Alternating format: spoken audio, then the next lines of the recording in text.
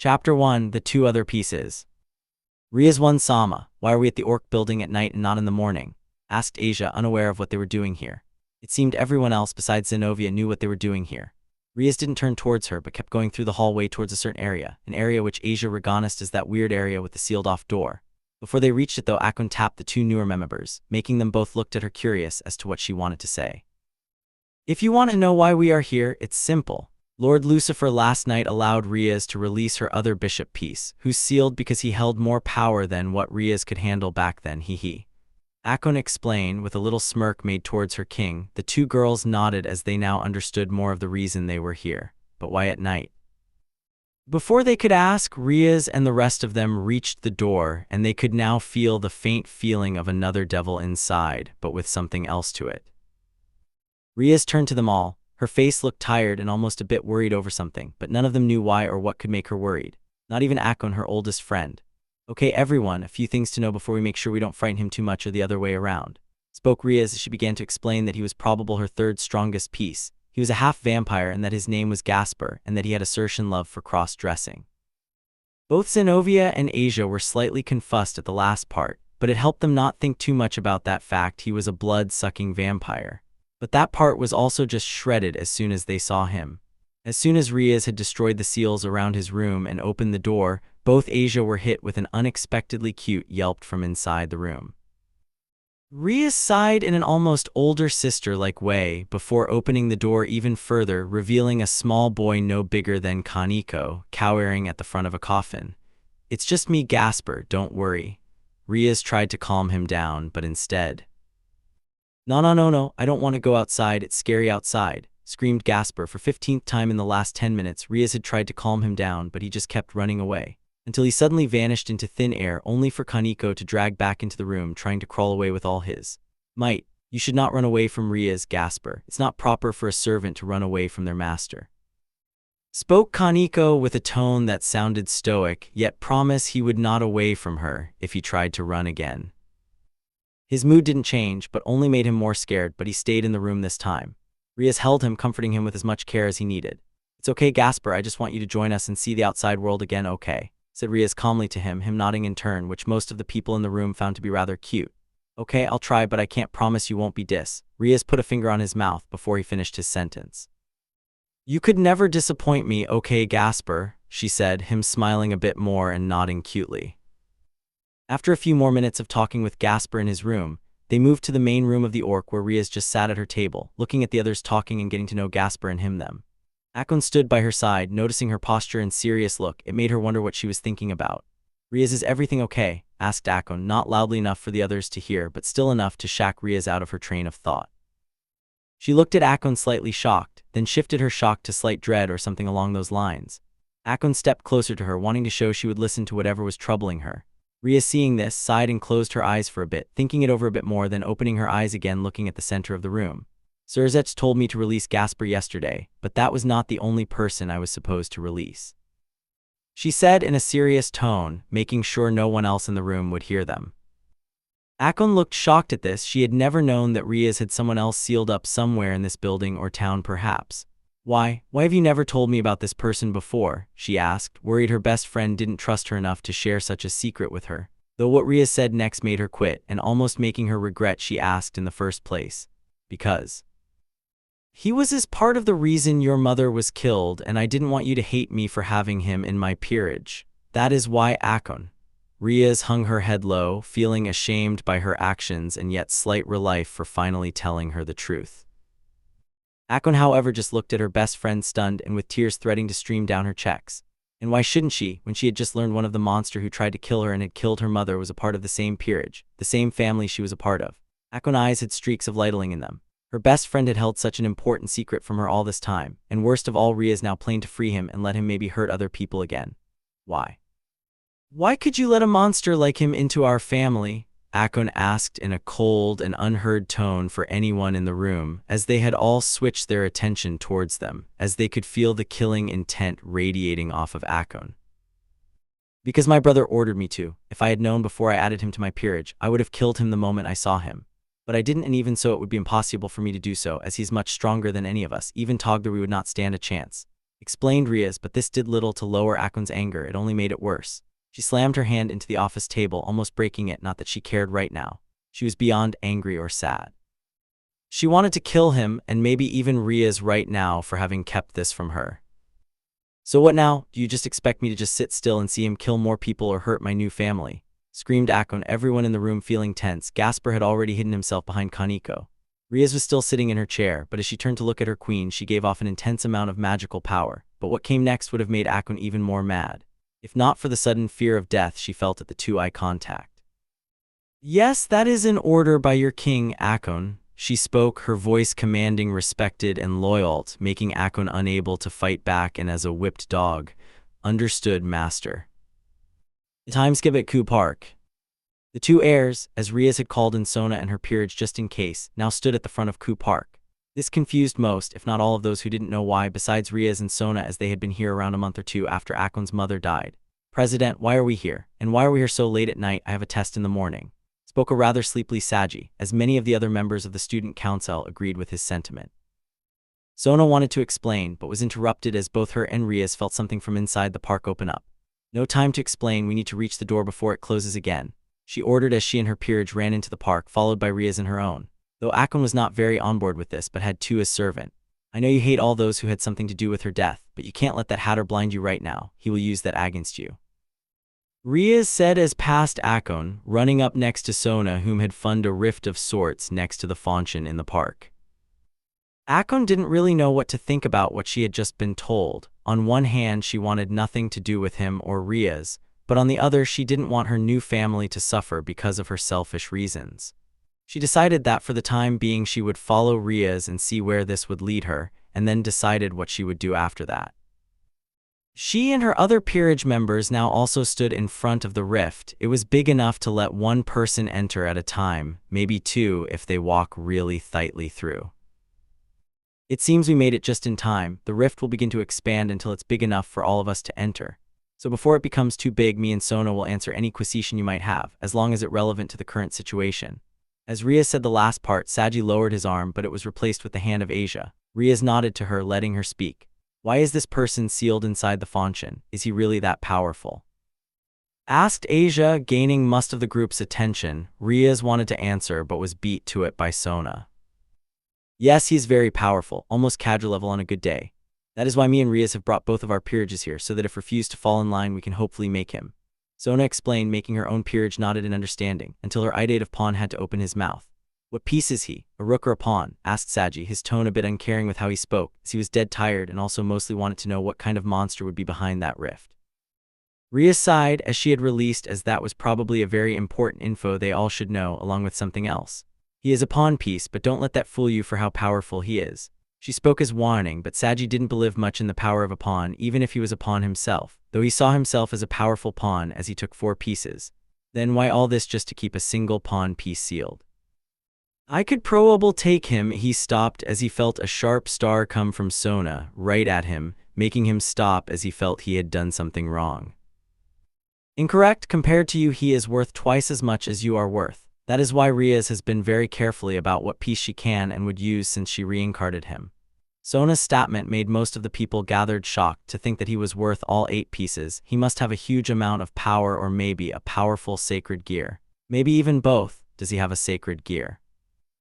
Asked Kiba as he had worried look in his eyes, as he would rather fight a powerful monster than a powerful sacred gear poser.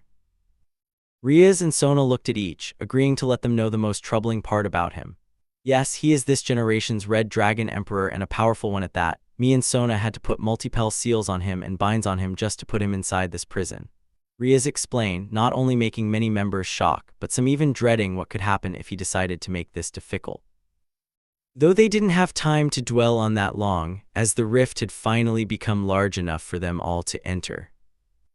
Rias and Sona were the first to step through it, followed by each of their queens, then the rest of their peerages. Remember, don't give him a reason to hurt you. Don't let him see you get angry, and for the Satans, don't give him a reason to see you as no threat.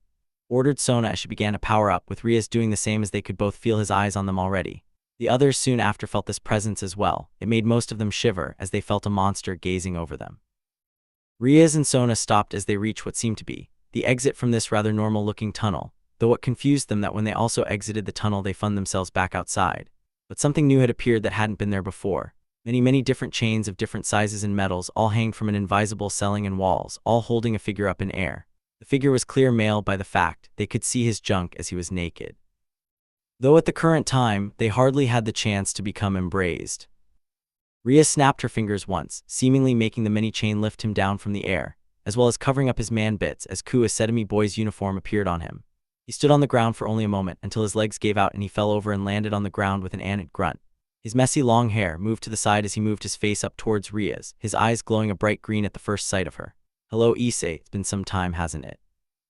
asked Rias calmly to the now named Issei, as the others looked on wary of what might happen. A rusty and almost dry voice replied back, though that was not what made them more scared. No, it was the underlining tone of insane tone that he spoke with. "Oh Rias, my longtime friend and admirable master, have you finally come to free me this prison of yours? If I had known this was how you treated your first and most loyal servant, I would thought twice when I agreed to be your boyfriend. Oh well, kids makes mistake right." He spoke, almost not caring about the other people in the area, but only and solely Rias. "I am not your girlfriend, I only told you that so you wouldn't back when I locked you in here." Rias sighed as she finished her sentence. This though made Issei start to giggle a little, making her look at him with confusion. "Oh really? But then why was I sent to destroy that disgusting fallen angel family if not to gain your love and attention? Or did I misunderstand something?" asked Issei, a knowing smile hidden underneath his long brown hair. Only his narrowed green eyes could be seen. Akon's mind went blank at those words. How could anyone blame her? She had just heard that the person she had respected the most was potentially also part of the reason her mother had died. Rias and Sona both knew what he was saying a lie, but it was not completely wrong, as Rias had at once said to him that she would love it if the fallen angel who lived in Ku were gone. But she never meant it like that, and even regretted ever making him a part of her peerage because of that very reason. Akon started walking slowly past Rias, gaining the attention of everyone else behind Sona and Rias, and Issei, who now saw his way to start a bit of chaos. "But who knows, you still praised me when I returned, though I only managed to kill a few shrine warriors and an old fallen angel whore. Disgusting really if you ask me. But I guess I should say sorry, but there's no one left to say sorry I suppose." Oh well, Rias and Sona knew exactly what he was doing, and he knew that they knew.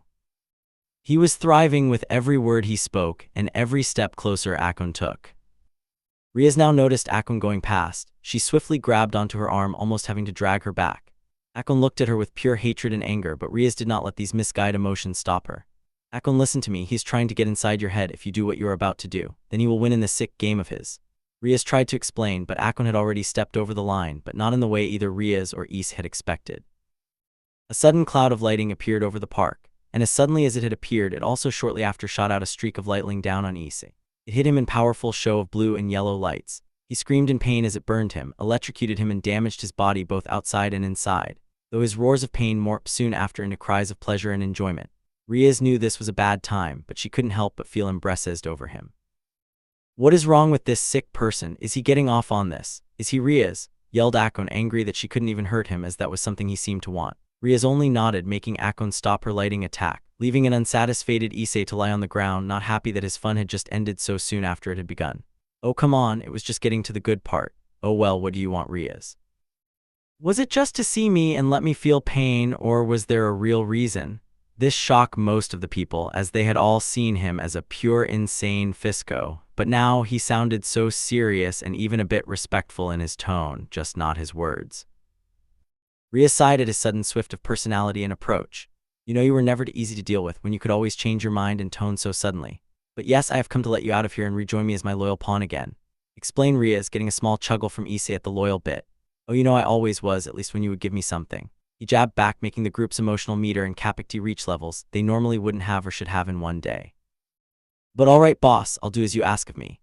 I, Issei Hyoudou, the Red Dragon Emperor and Slayer of this generation's White Dragon Emperor, swear to you with my new gained freedom to follow your orders and act in the interest of you and the Gremory clan."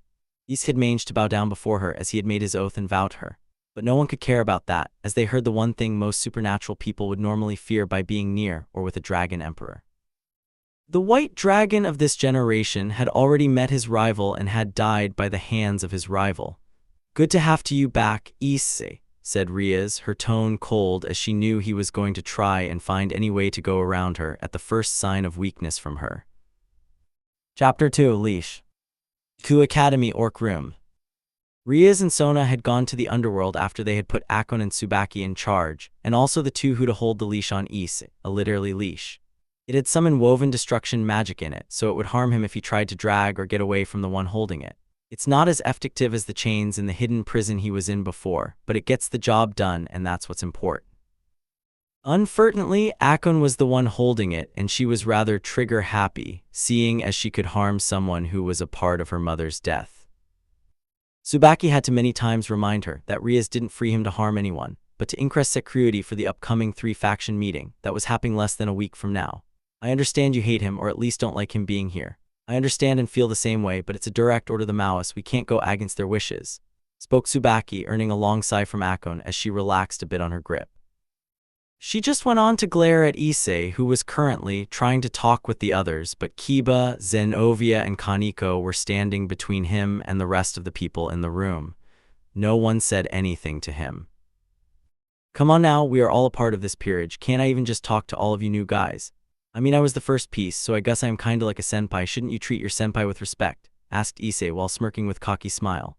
He probably wouldn't care if they were there or not, but he wanted to have some fun until Rias came back. Saji stepped in front of the blockade of rooks and knights and stretched a hand out towards Issei.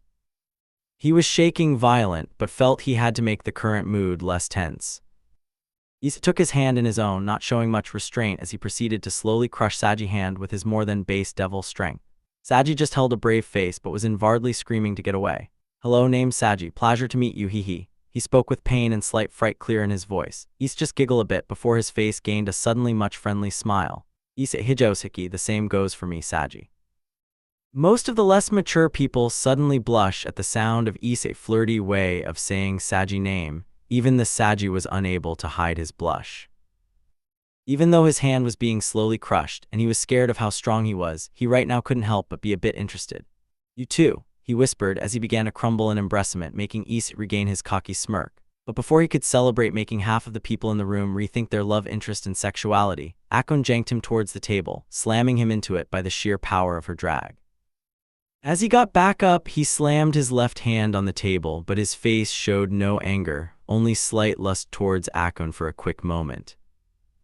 Don't play with them, spoke Akon, her tone commanding and demanding respect. The look she got before did nothing to her. It only made her want to hurt him more, not in sadistic way, just for her friends because she didn't want him to trick them or whatever the hell that thing was about. Don't worry, I don't just play. He smirked as he and her both glared at each other, Issei with confidence and pride and Akon with hate and duty.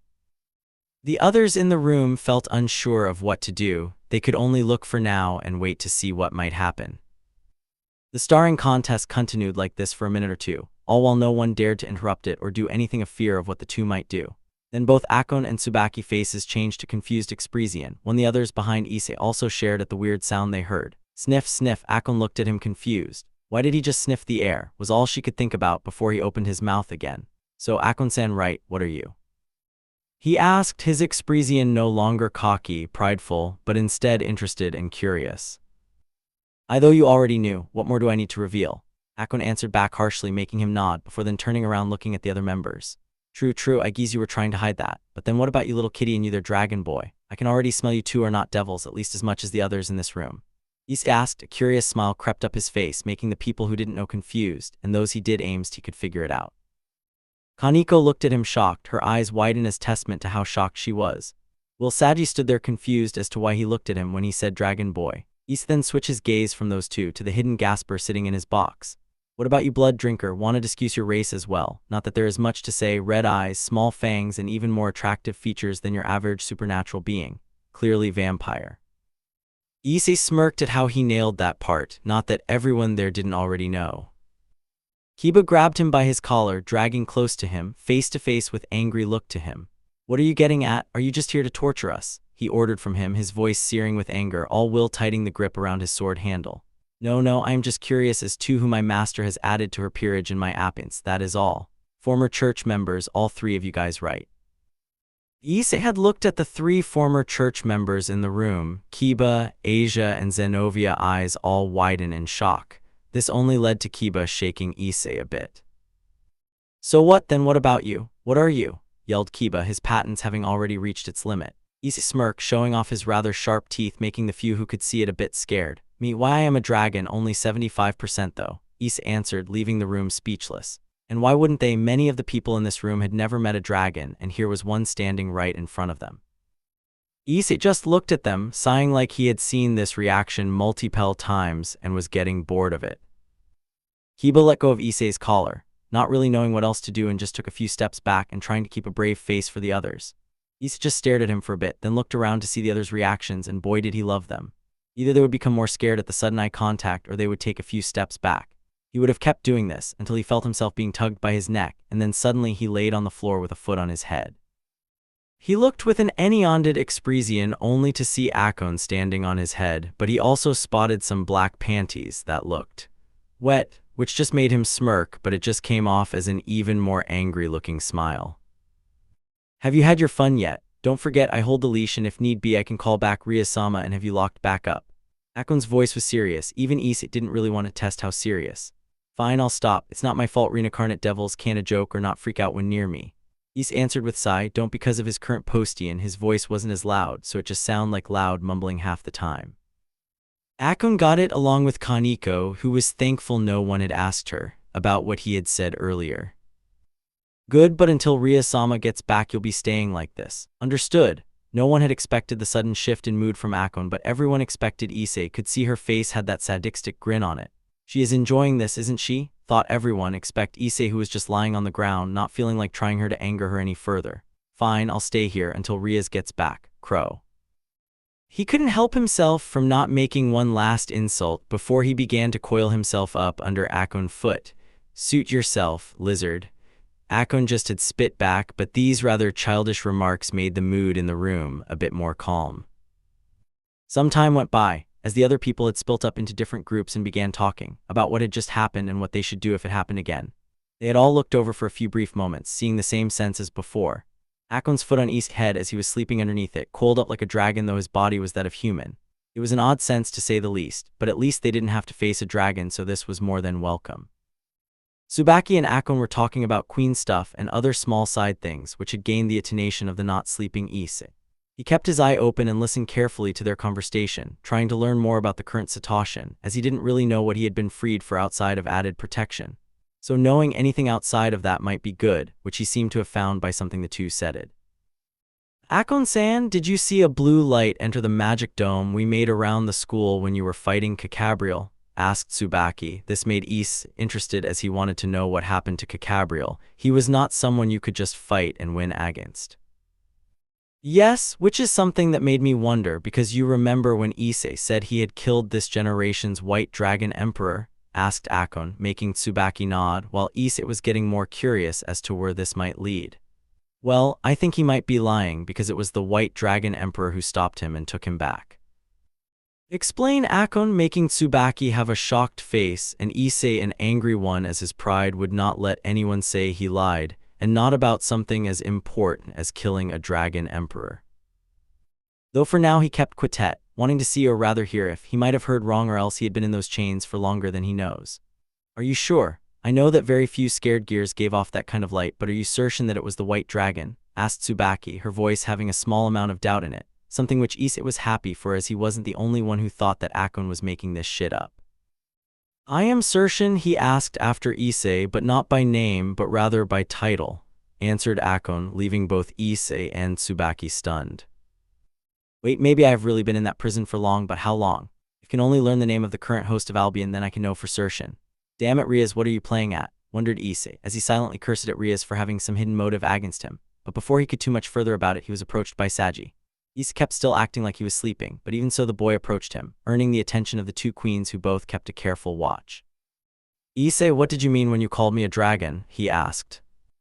Issei began to laugh inside his head at how stupid he was, or how dumb Sona was. He wasn't quite sure who had failed to inform him, so now he might as well. Issei's left opened suddenly, looking directly at him with interested snake-like slit, looking right at Saji, who stiffened at the sudden eye contact. Did Sona-chan not tell you? He asked, making many of the people in the room confused as to why he would call her by that, and those two who knew just flinch a bit at the memory of an overly loving older sister. Saji seemed to not be fazed by it, something Issei found it to be interesting, as he shaked his head. Oh, too bad for you, you have unlocked your sacred gear, right? Asked Issei, receiving his answer a moment later as Saji summoned a small black gauntlet around his left arm. It looked like a frog with hole where its mouth should have been.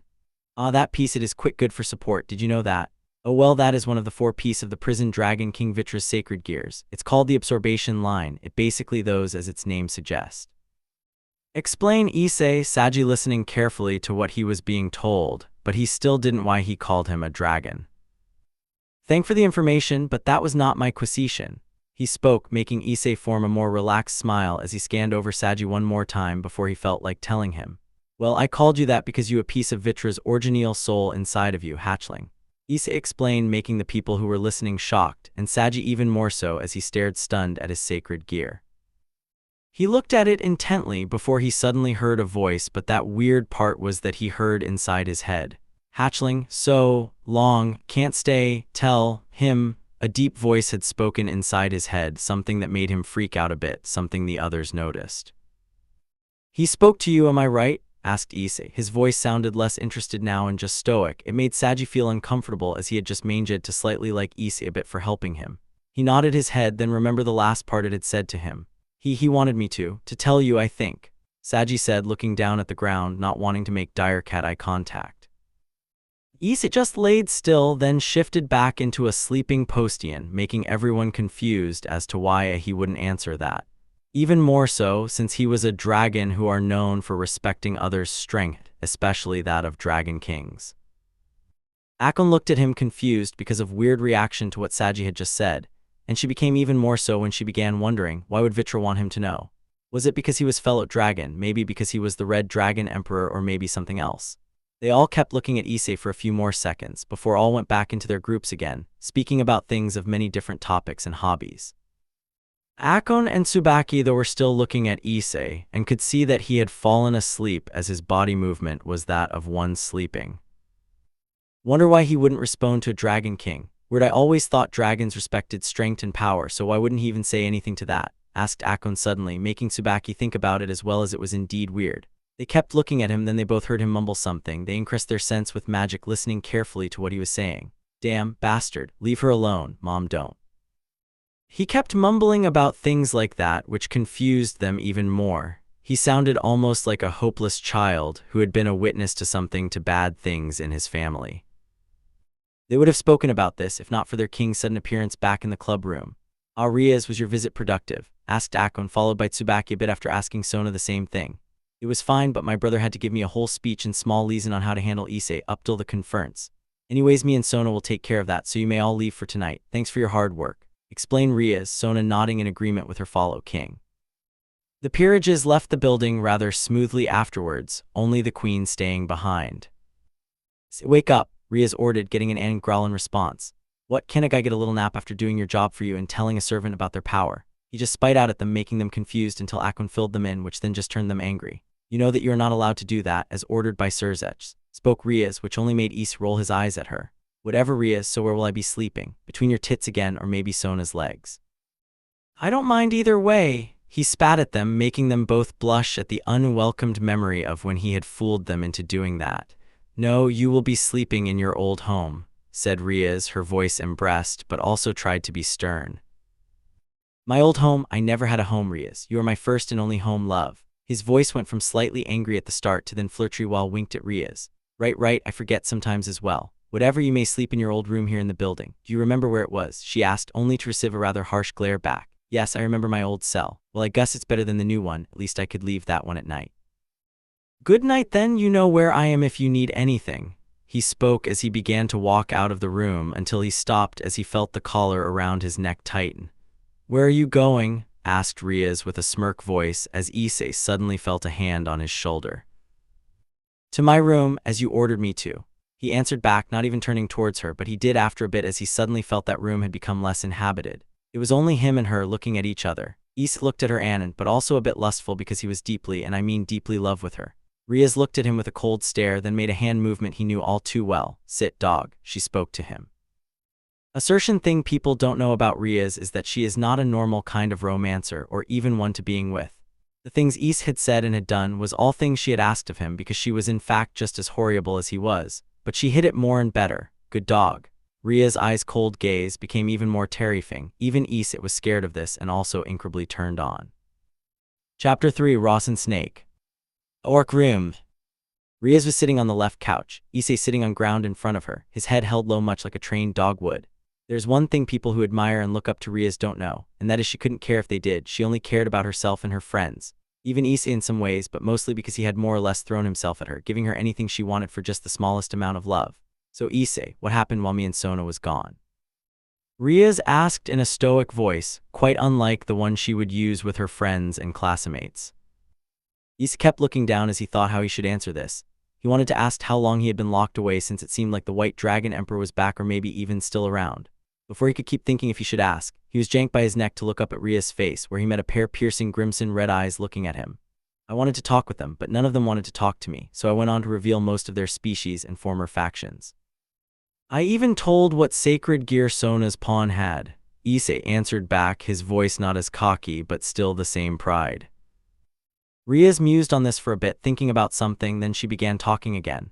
What was his sacred gear then? She asked. Issei hesitated a bit, then answered. A dragon one. Simple and easy, which was easier for Issei but not what Rias wanted to hear.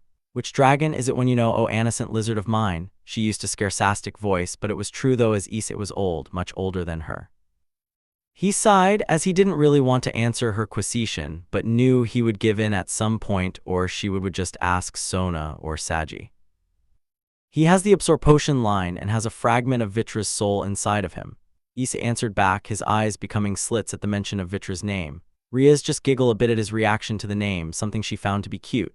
Oh really? Isn't that interceding to think that we have 2 dragons in this territory and they both happen to have history? It almost seems like fate danced it. She asked with a bit of playfulness to her voice, something Issei didn't really agree with, as could be seen by his less human or more dragonic-looking eyes. I don't think so, Rias, he answered with a cold and threatening tone, making Rias regain her former calm and relaxed expressions. Right, I sometimes forget, you still hate him that much, and here I thought you dragons were above such things. She wouldn't admit it to him, but she loved to tease him with that. Yeah, right, anyways, I have question I would like you to answer if you care enough to listen, that is. Issei shrugged it off mostly, still though his eyes held a bit of anger, but his voice was much calmer than before.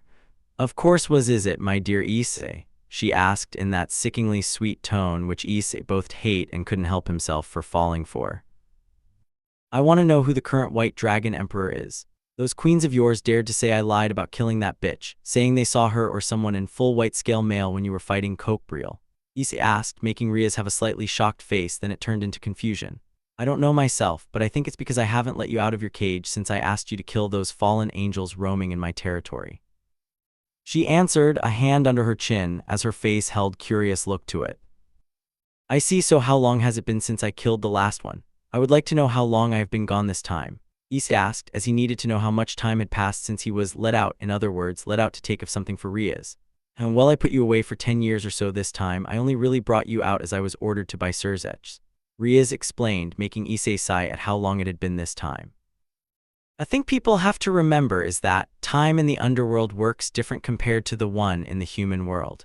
In human years, most of the residents of the underworld would be many thousands years old, while in their own world they would at most be hundreds of years old, thanks to how long one single day takes.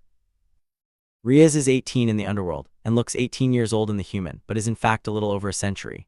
He's thanks to be a human, 25% dragon, 75% hybrid. 2 had the supernatural growing time, but thanks to his dragon side he would grow up faster and even faster thanks to his human side. He looks 20 or 21 years old in the human world, but is in reality 176 years old. The last time he was let out of his cage was around 10 years ago, and the time before was a little over 80 years ago.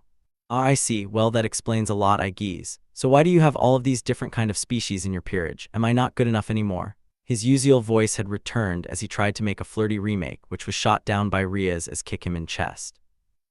He landed on the floor growling at the unnecessary violence. His eyes had both became slits, as he moved his head up only to be met with Rias looking down at him. He froze in place at the look in her eyes, his body turned over making him crawl away from her, scared of what she might do to him. Rias just giggled at his reactions as she began to slowly walk closer to him, making him crawl further away. They kept going like this until Issei hit the wall and was trapped in a corner. Rias stood right in front of him, her smile making him sweat. Now Issei, is that any way to act in front of your master? Rias' voice was the last thing he heard before it all went dark. Kuasetami midday. In one of the third year's classrooms, three black-haired beauties, Akon, Sona and Tsubaki, were all discussing the events of last night. They had held this small talk without Rias, as they felt unsure of if they should truce at her right now, thanks to what Issei had said and how she's been acting all day. So we are all in agreement that they are being completely honest with us, right? Asked Tsubaki, earning nods from the two other women in the room. Yes, it would seem Rias has kept things from her peerage, but also me, said Sona. She had known Issei for many years, not as long as Rias, but long enough, and he has always been like this. But the things he said when saw him again and the way he acted when they got back from that meeting with Surzets, it was just not like his old self. He was always crazy in love with Rias, but that because she took him in, or at least that what she told me, I am unsure if that is even true anymore. But my point is, something has happened over the last century. He has changed so much, and I don't know why. She continued as she looked out of the window, out towards the Orc building. Yeah, but also the things he spoke about and the way he questioned us all, but mostly Rias' peerage. It was weird how he just seemed to know almost everyone's background at a single look. Tsubaki added, something which Akon agreed on as she was one of those he did it to, will just sighed knowingly. What's wrong, Sona-sama, do you know something? Asked Akon, guessing it was just her being more annoyed over his sudden change, but instead. It's nothing, and that thing where he takes a single look at you and knows everything about you, it's a power he got from his father. One of the few things he likes about his family. Sona explained, which made both of the queens understand but also become interested to know who his father was. But before they could ask, the door to the room slit open, revealing a panting and sweating Momo. He seemed like she had just run a mile or up some stairs. Momo, what is it? Is there a problem? Asked Sona, walking over to her servant to check on her. She waved her off as she looked up at her. It's Kiba he got into a fight with Issei. We gotta hurry and get Issei back in chains. Come on, President. Momo almost fell on her knees but was caught by Sona, who put her on the ground before summoning a blue magic circle and teleporting her home. You heard her, let's go now, ordered Sona as the three ran out of the room. Small time skip. They arrived at the scene only a few minutes later to see the front yard of the Orc building destroyed and ruined, as Gaint Red and Black Snake was lying on the ruined ground. The two queens took a step back as they recognized its aura as that of dragons, and thereby they knew it was Issei, while Sona kept it calm. She had seen it many times, his real form, and to her it was not as scary. Only the power it let him use was scary, but it seemed he had held back quite a bit, as no one had died and nothing had been completed destroyed yet. She also saw the unconscious body of Asia, as she was wrapped in Issei's tail, almost like he had taken her or maybe was protecting her. As for the others, all four knights were standing in a defensive posttions, with the rooks surrendering Issei. She couldn't help but sigh at the obvious show of Rias' terribly real-time action skill. The rest of her peerage in Rias was behind the line of knights, with Rias yelling out orders while also trying to make Issei transform back. Sona took a second glance over the current situation, then sighed before turning her head towards the two behind her, whom had finally calmed a bit more down. Akon, charge up lighting, only use it if I give the word. Tsubaki, follow me, we got a dragon to calm down. They both nodded, as Sona has this kind of order-giving tone that would just make people fall in line. Akon summoned her priest's claws as she flew into the air, and began charging up lighting as per her orders from Sona. Sona and Tsubaki walked up and past Kaneko and standing at the side of Issei, whom noticed them and turned his attention towards them. Rias noticed as well, but before she could get a chance to speak. Issei, what is the meaning of this? Yelled Sona in tone or pitch any of the people there had ever heard. It even stunned Issei for a bit before he growled loudly again. What am I doing? Asked Prince Charming over there. He started this. He answered in rather annoyed voice as Sona turned her head to the only person who could fit that description. She could see Kiba was angry, but why? She didn't understand or see what he could be angry about, well beside Issei having Asia wrapped in his tail. Even Rias seemed to have been a bit shocked, as she also looked at her knight, whom now had most of the people gathered attention. Don't listen to him, he attacked Asia, so I tried to save her. Kiba answered back, his chill gone. It reminded most of them of how he acted when Zenobia and Arinia had a meeting with Rias a week ago. Sona looked back at Issei with a questioning look as she studied Asia's body. She didn't seem hurt, maybe just tired or something like that. So did you attack her? Asked Sona in calm voice, Issei in turn shaking his head. No, I was helping her inside as she had told me she was really tired. I guess Prince Charming thought I did something wrong with how I helped her, but I wouldn't hurt her without a reason. Answered Issei in an angry yet still proud voice as he spoke. Sona looked at Issei's face, trying to find any hints of deception, but it was kinda seeing as his face wasn't really a face. It was much like an eel's head, yet much sharper and rather small eyes, and the mouth went up both sides pretty far. She then looked to Kiba to see if he would react in a nervous way, which he didn't. This made Sona stumped as neither of them seemed to be lying, at least not entirely. Sona just let out a heavy sigh and then spoke. Both of you seem to have misunderstood each other's actions. Issei, you might have gone too far with going into your true form. There are still humans near and around the school. If they had seen you, only Satan knows what would have happened. And Kiba, I had hoped that after your last emotional journey you would have learned to calm down and think before acting rashly. The tense was broken and both parties felt like small kids under the gaze of Sona, as she scolded them all for joining sides instead of stopping it. Anyways, I think today and the former incident has been rather tiresome, so you all may go home for the day, said Rias after Sona was done with her scolding and the two peerages had gone back to each of their home bases. Issei still holding Asia, but had also been put a leash on again, which Akon held. The room soon filled out, leaving only 4 people left: Akon, Asia, Rias, and Issei. After a rather tired sigh, Rias looked up from her desk, then over to the now sleeping body of Asia, then looked at Issei. What happened to her to make her need your help anyway? She asked curiously, something which made Issei snort a bit. Then he decided to answer. She wanted some help with her magic, so I told her I would help, but then she suddenly felt weak. So being the gentleman that I am, when I don't want to make fun of you, I decided to help her inside. Then Prince Charming thought, I don't know what he thought, and just began to attack me. Issei explained, sounding bored as retold the story while looking at Asia's sleeping face. He seemed to smile at her uncontestedly cute sleeping face. Both Akon and Rias thought over his story, realizing that they would need Asia's side of the story to find out if Issei was telling the truth or if Kiba was trying to protect her. So, what are we going to do with little Miss Nun? Asked Issei as he decided to sit down on the floor, still holding Asia, and then turning into a small version of his true form to hold her. Rias had seen it many times, so it didn't seem so impressive anymore. But Akon was stunned. She only seen his true form today for the first time, and now she was seeing a smaller and kinda cute version of it. Well, I'll take back to her abortive family, and then I'll talk to her in the morning about what happened today, Rias said as she stood up from her chair and went around her desk and went down on one knee next to Issei. Issei's snake body coiled and turned, until Asia's body carefully put into Rias' arms. A second later, Rias stood up with Asia in her hands, looking at her face, smiling at her in a sisterly way. Then a bit later, she disappeared in a crimson red light and left Issei still with his leash on and Akon holding the leash around Issei's neck.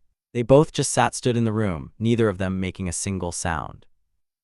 Akon looked over to see Issei looking at her, his small slit eyes staring at her with some emptying or intent. She couldn't know what though.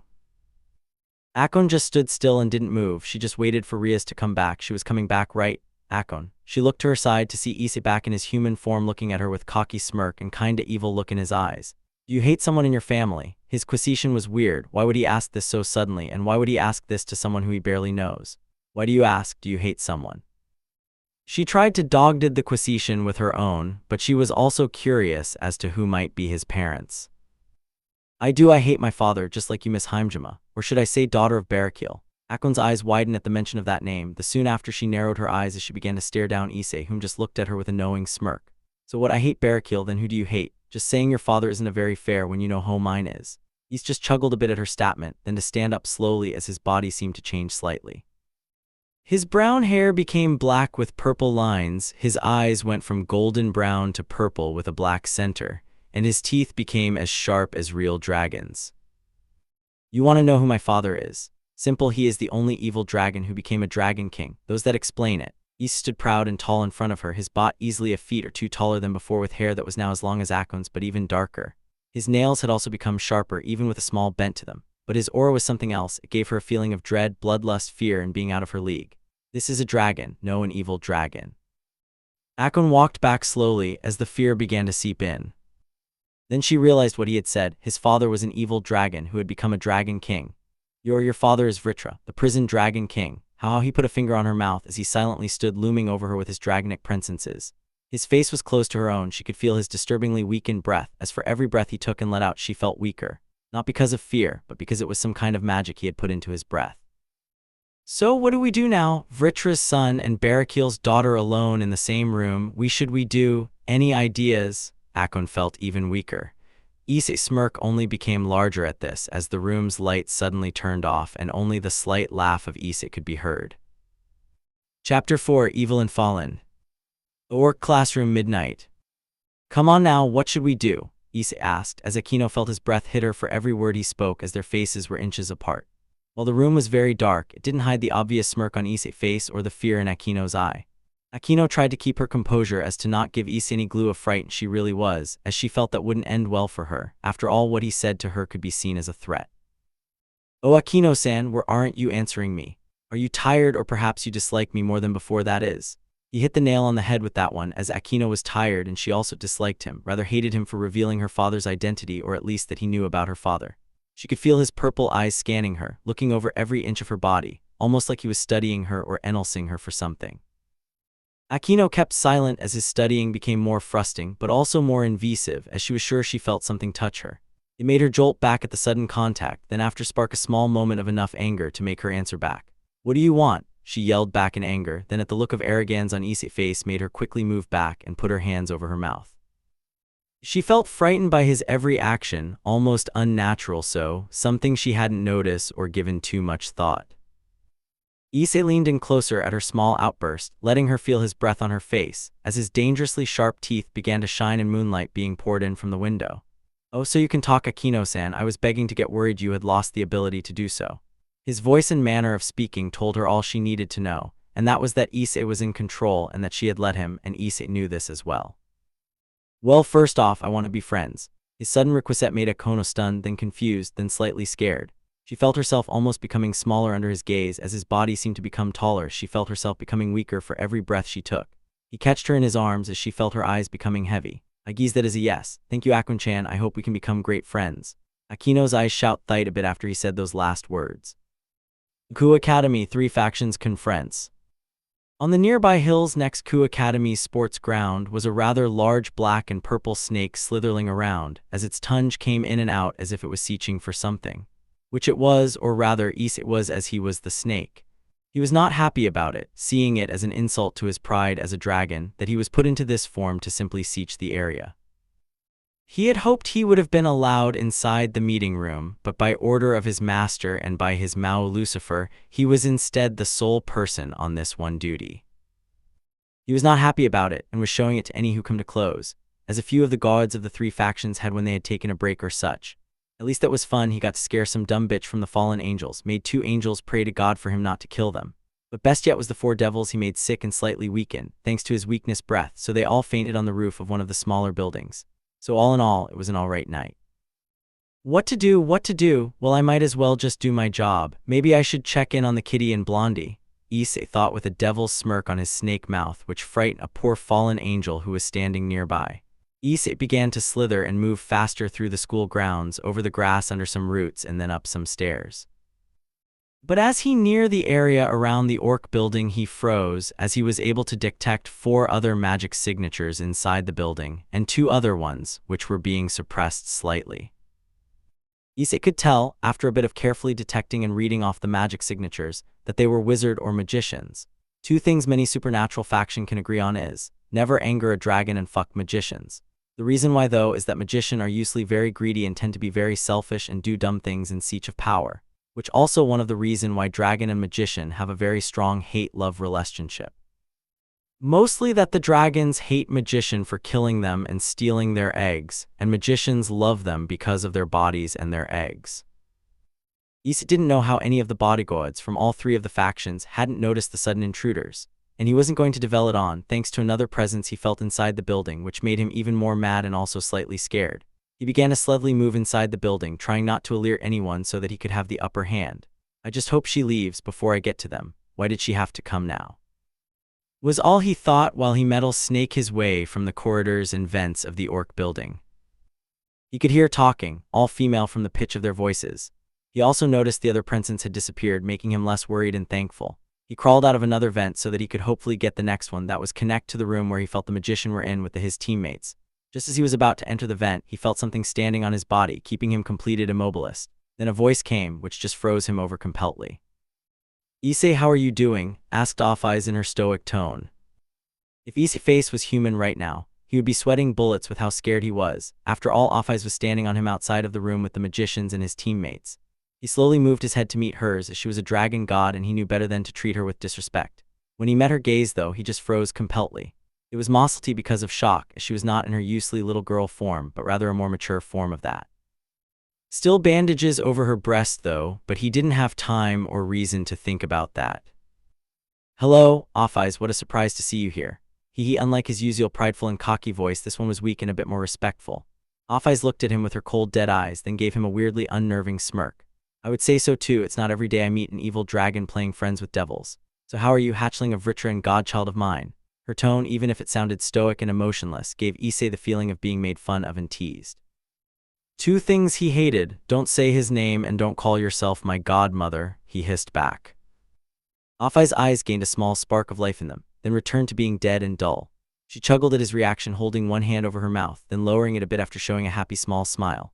"Why not? I thought you liked me, as you would used to ask me to port you all the time when you're younger, so I thought why not just be your godmother?" She answered back, Issei only becoming more frustrated than before, as her gaze began to feel heavy, making him feel that she wanted him to give in. He did after a few more seconds, lowering his head in submission. "Good boy, I can't wait to tell your uncle, he'll be happy for you." She lifted her foot off of him, making him in an instant coil his whole body around itself, making a small hill under him to lie on. Issei stared at the dragon goddess for a few seconds, trying to read her or maybe get an idea for why she was here. She isn't dumb, far from it, which also more reason for him to keep his guard up around her. "What do you want from me, mother?" The first words were said with slight anger, but the last part was just a small hiss, if anything.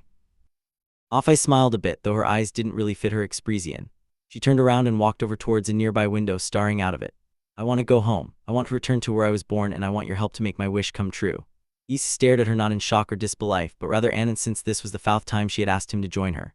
With a quick hiss and a shack with his tail, he transformed back into his human form and stood next to her.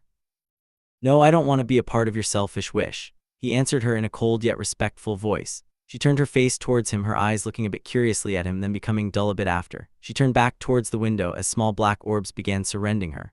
"I know, but I will still try. I could use your help. Your powers are quite unique and much stronger than your father's." "Oh well, I'll take my leave then. Goodbye, Issei." In single second, the many black orbs turned into snakes, then lunged at her and coiled around her. Then they all disappeared along with Off-Eyes. "I didn't think I would meet her here of all places. Well, I guess being the Red Dragon Emperor has its perks, but being my dad's kid is just an added curse or bounce. What do you think, D-Drake?" A red glow appeared around his left arm as a crimson red gauntlet appeared. It looked like a dragon's hand with its sharp claws and scar-like metal paces. It also had a rather large green gem in the middle of it. There was silence for a bit, until Issei began chuckling a little. "Oh right, I forget, you don't want to talk to me. Geez, D-Drake, one time I go berserk and you never talk to me again." "Oh well, I have better things to do than talking to an old lizard."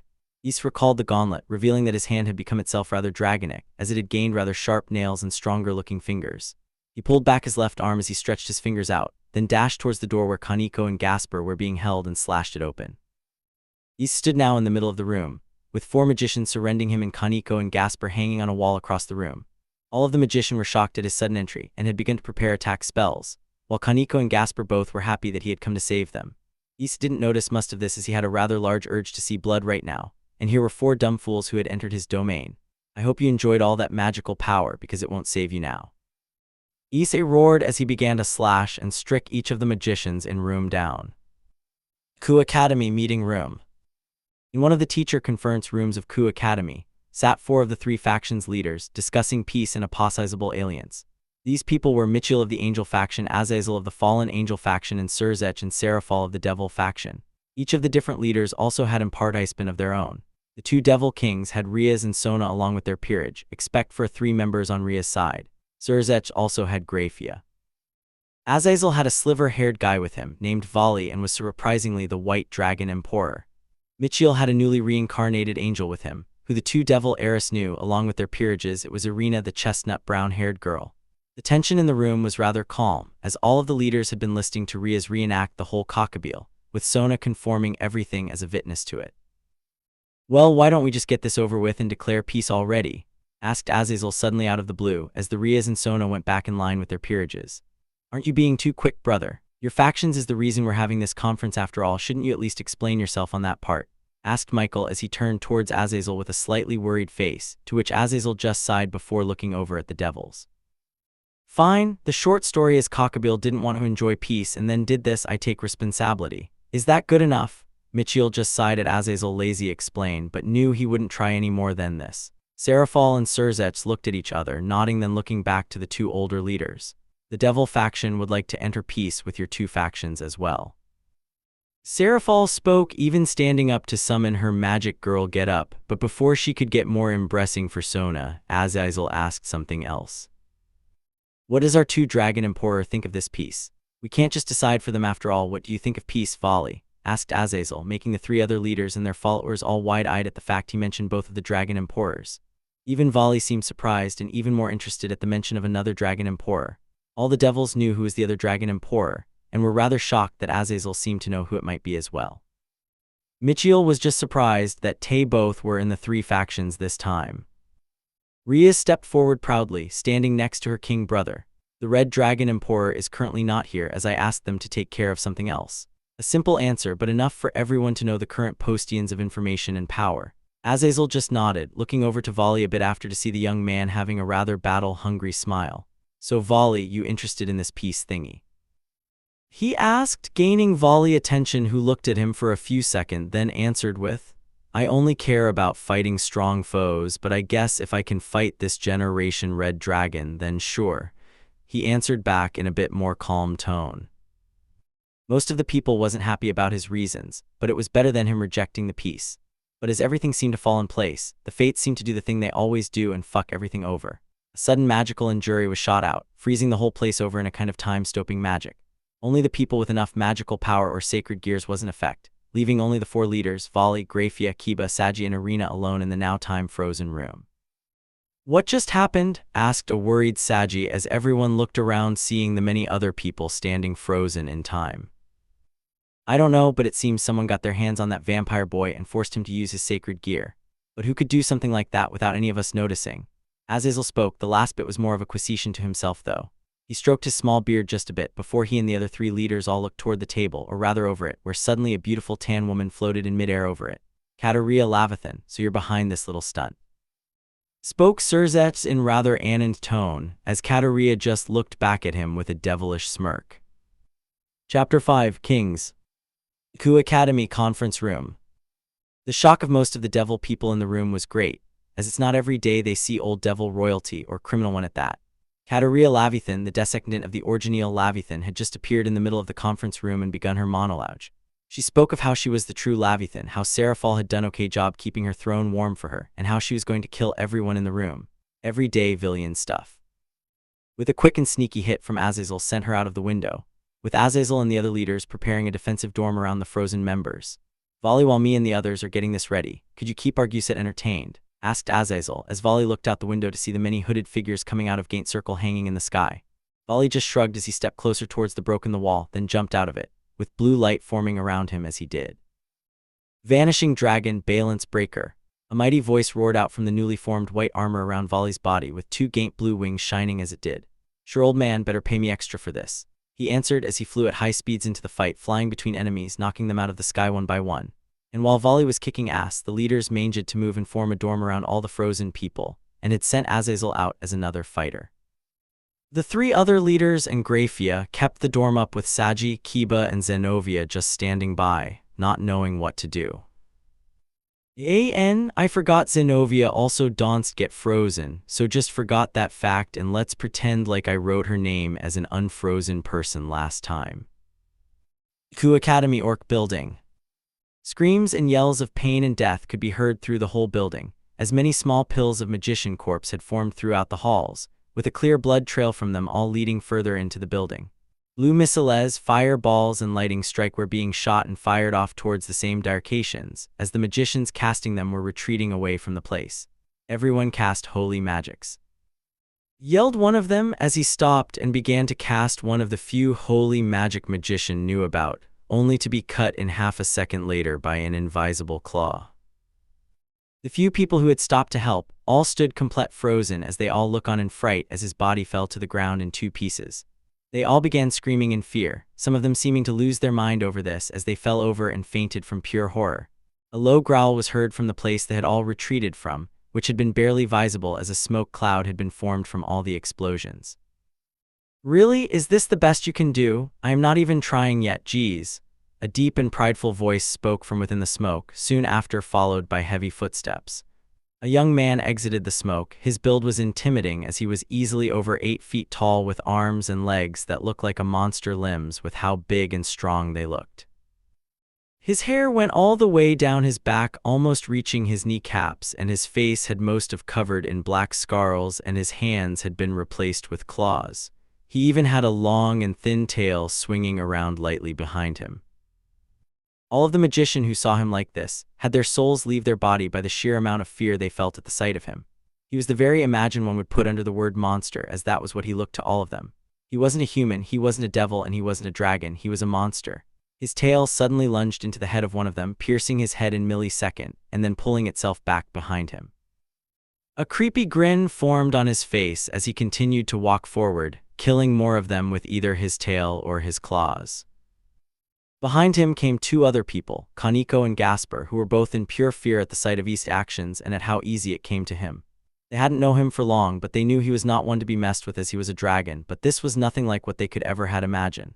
Gasper was holding on to Kaneko, shaking as it was honestly a miracle he hadn't fainted yet. The same could be said for Kaneko.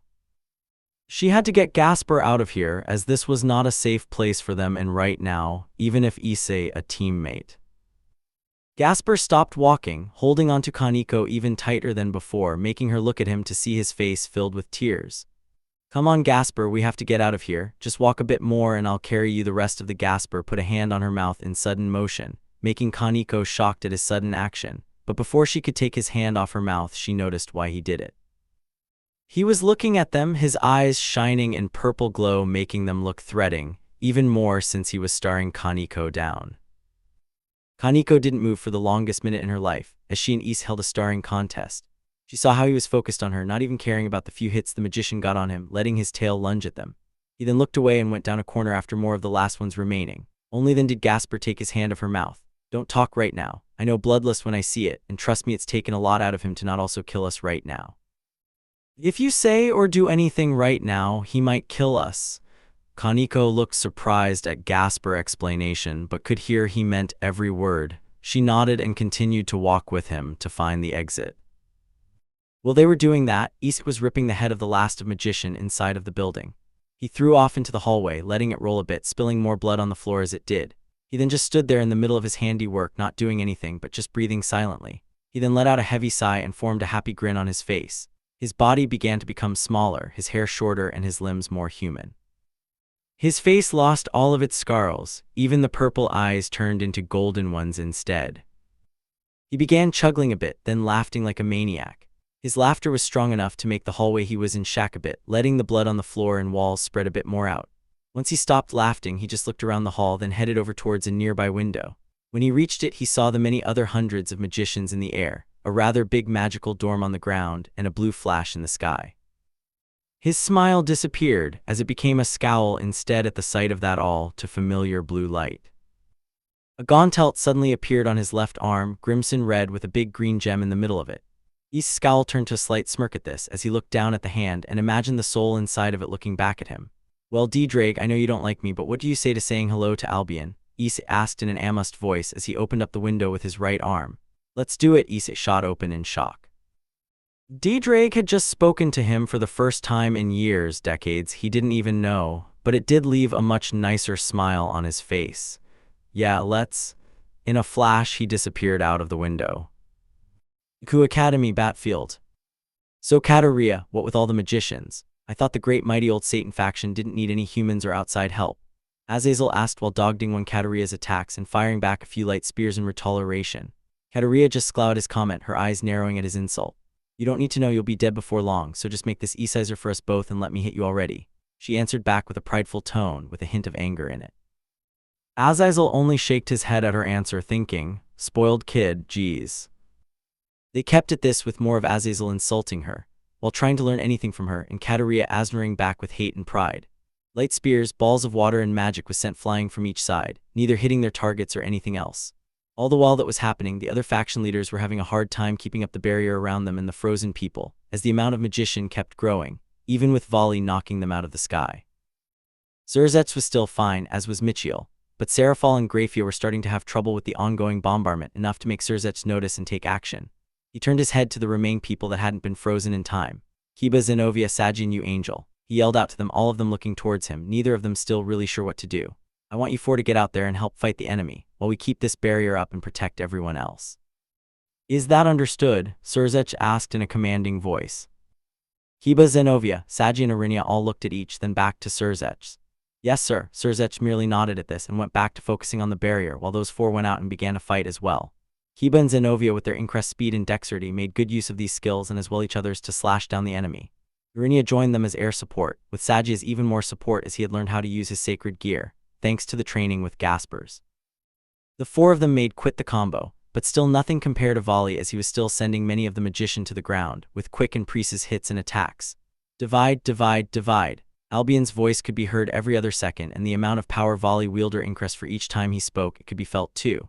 But if anyone were to focus on Volley, they would notice he was fully in it. He wasn't really there in the battle. He was focusing more on the thought of meeting the Red Emperor than fighting all of the magicians. I wonder who it is, and how they became a part of Devil faction. Albion, do you have an idea who it might be? Volley asked through his and Albion's mental communication. Albion thought a bit over it, as he too wasn't too sure or knew who the current one was. He just hoped the old one was dead. I don't know, Volley. I know they are a part of the Devil faction and are a servant to the current Lucifer's little sister, but that is it. It might be. Never mind. Albion answered. The last bit was more of a wish, since he enjoyed his current host and didn't want him to meet that one. Volley became curious about that though, as normally Albion would never say something like that. What is it, Albion? You never leave anything out. Do you have an idea or not? Volley asked in a semi-interested way, making Albion groan at his host Battlelust. Yes, I do, but I can't be too sure since last I heard he was gone or dead, but hasn't ever been confirmed, so he might still be alive. Answered Albion with a bit of anger in his voice, from just remembering his smug face when he killed Lelia, his last host. Volley picked up on this, and then because of his love for battle, wanted to know more about him. What was his name, Albion? He asked, knowing that if he seemed too interested, Albion would become mad at him. Just because he is a soul or fragment of his former self don't mean he don't have feelings. It was Issei Hyoudou. If he really is the current Red Dragon Emperor, then I beg you to never cross him. Albion finished, as he left the mental communication to tend to other things. Volley soon after also returned to real world, focusing a bit more on the battle. But that last comment that Albion made kinda made him scared, something he hasn't felt in a long time. Chapter 6, Clash Dragons Clash. Ku Academy Battlefield. Many hooded bodies light on the destroyed ground, as many others were still flying above and firing shot of magic and fire towards a few small groups of people. Above that was two other figures. One had 12 black feather wings behind him, stretched out in a powerful stance. The other had an irresensible amount of hands, arms, and fingers, something that had intrigued Azazel, as he knew that wasn't a power of the original Leviathan, or any notable noble devil family either. So, where did you get these powers from, girl? Azazel asked with cocky smirk as he was reaching inside of his trench coat, graping an item of little size but great power. Katara just smirked, believing herself to have the upper hand and let something important slip out. Oh, this, just a gift from Off-Eyes as a part of our deal. She spoke with such pride, it was only until a bit after she realized her mistake. Azazel was laughing lightly, but at the sight of her frustrated face, he began to laugh much louder. In a single motion, Katari had her hands on Azazel's left arm, as she also had a slightly embarrassed face. Azazel was caught off guard, as he had planned to use his hidden ease, but it didn't stop him from still acting smirk. Kataria was visibly confused by his lack of shock or slight fear, but rather his face showed nothing but his calm and relaxed self. You know, I have been taking it pretty easy on you, but I think with this little trick of yours I should have maybe taken it even easier on you. Azazel taunted, as slightly decreased his power just to taunt her even more. If steam could come out her head, then it would have, as her face bright red at being looked down on.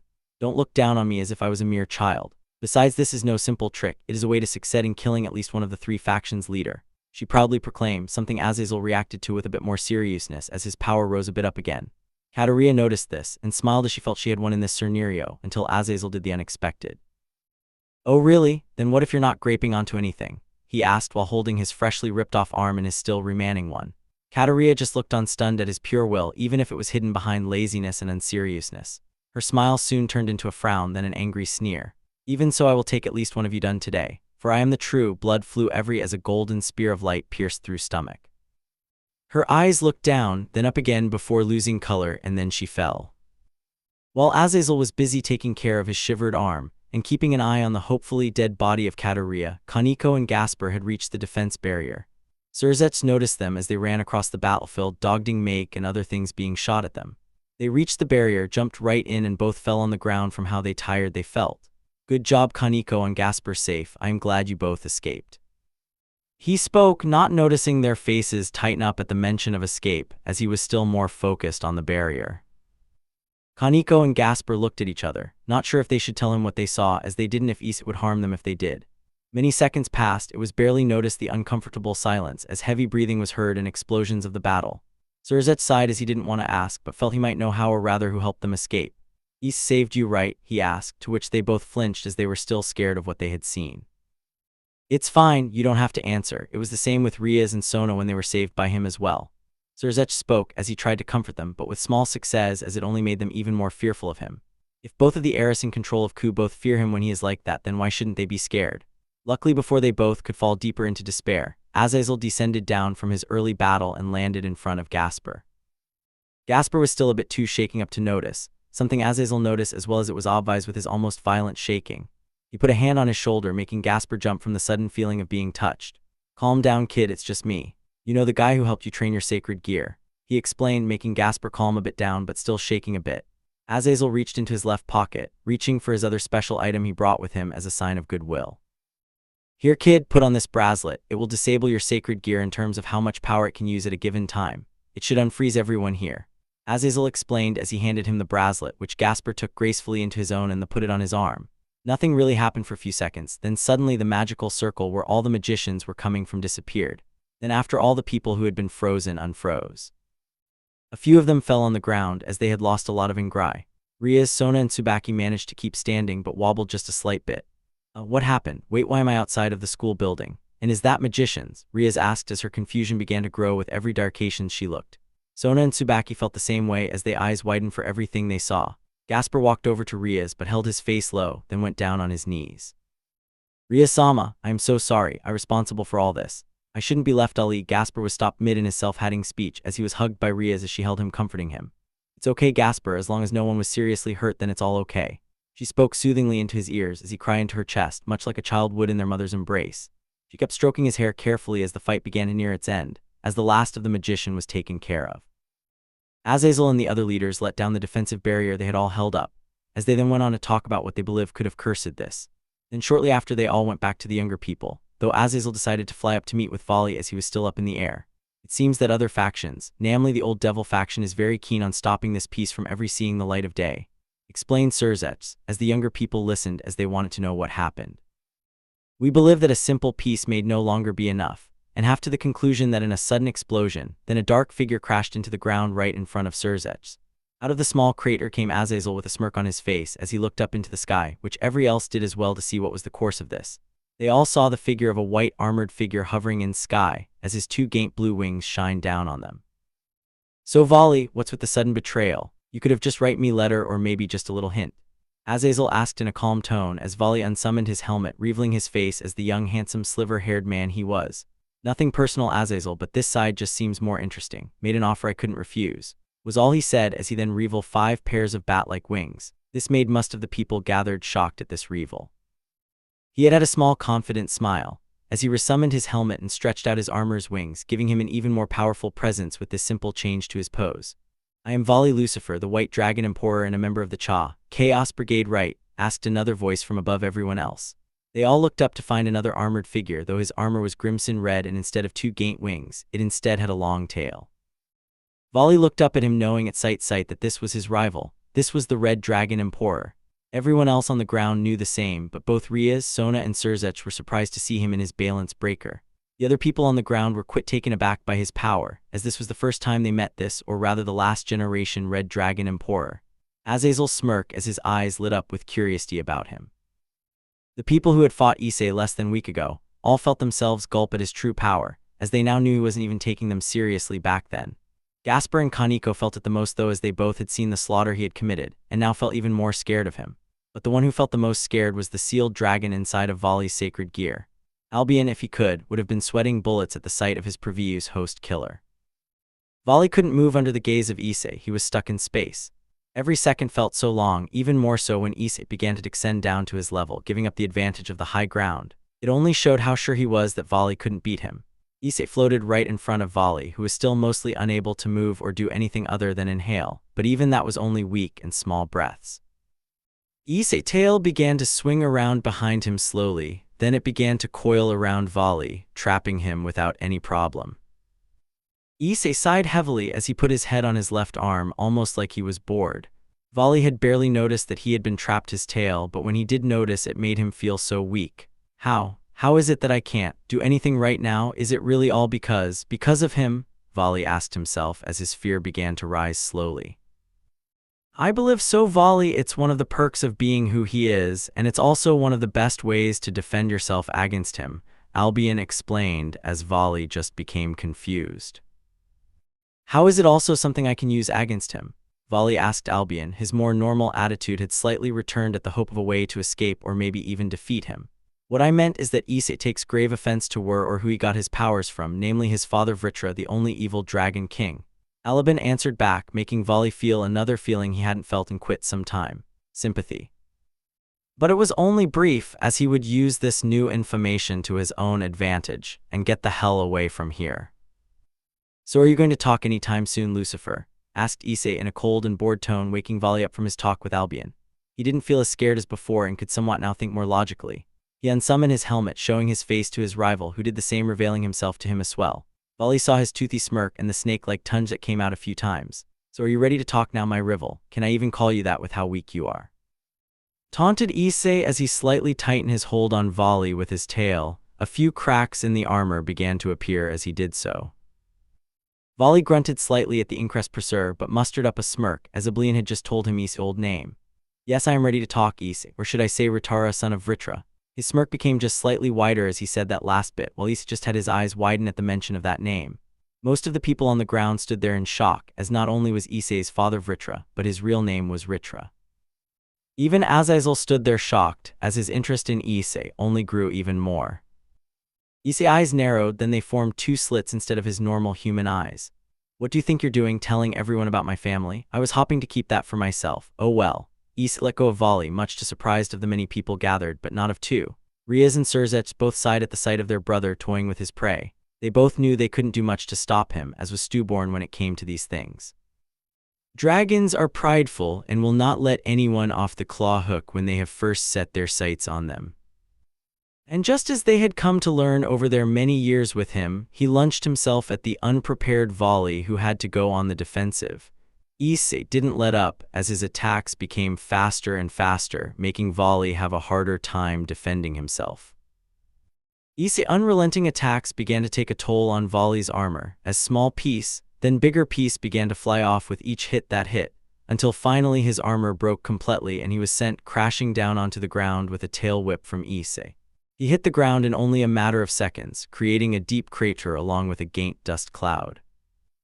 Issei kept watching from above, as if he was predator waiting for his prey to make the next move.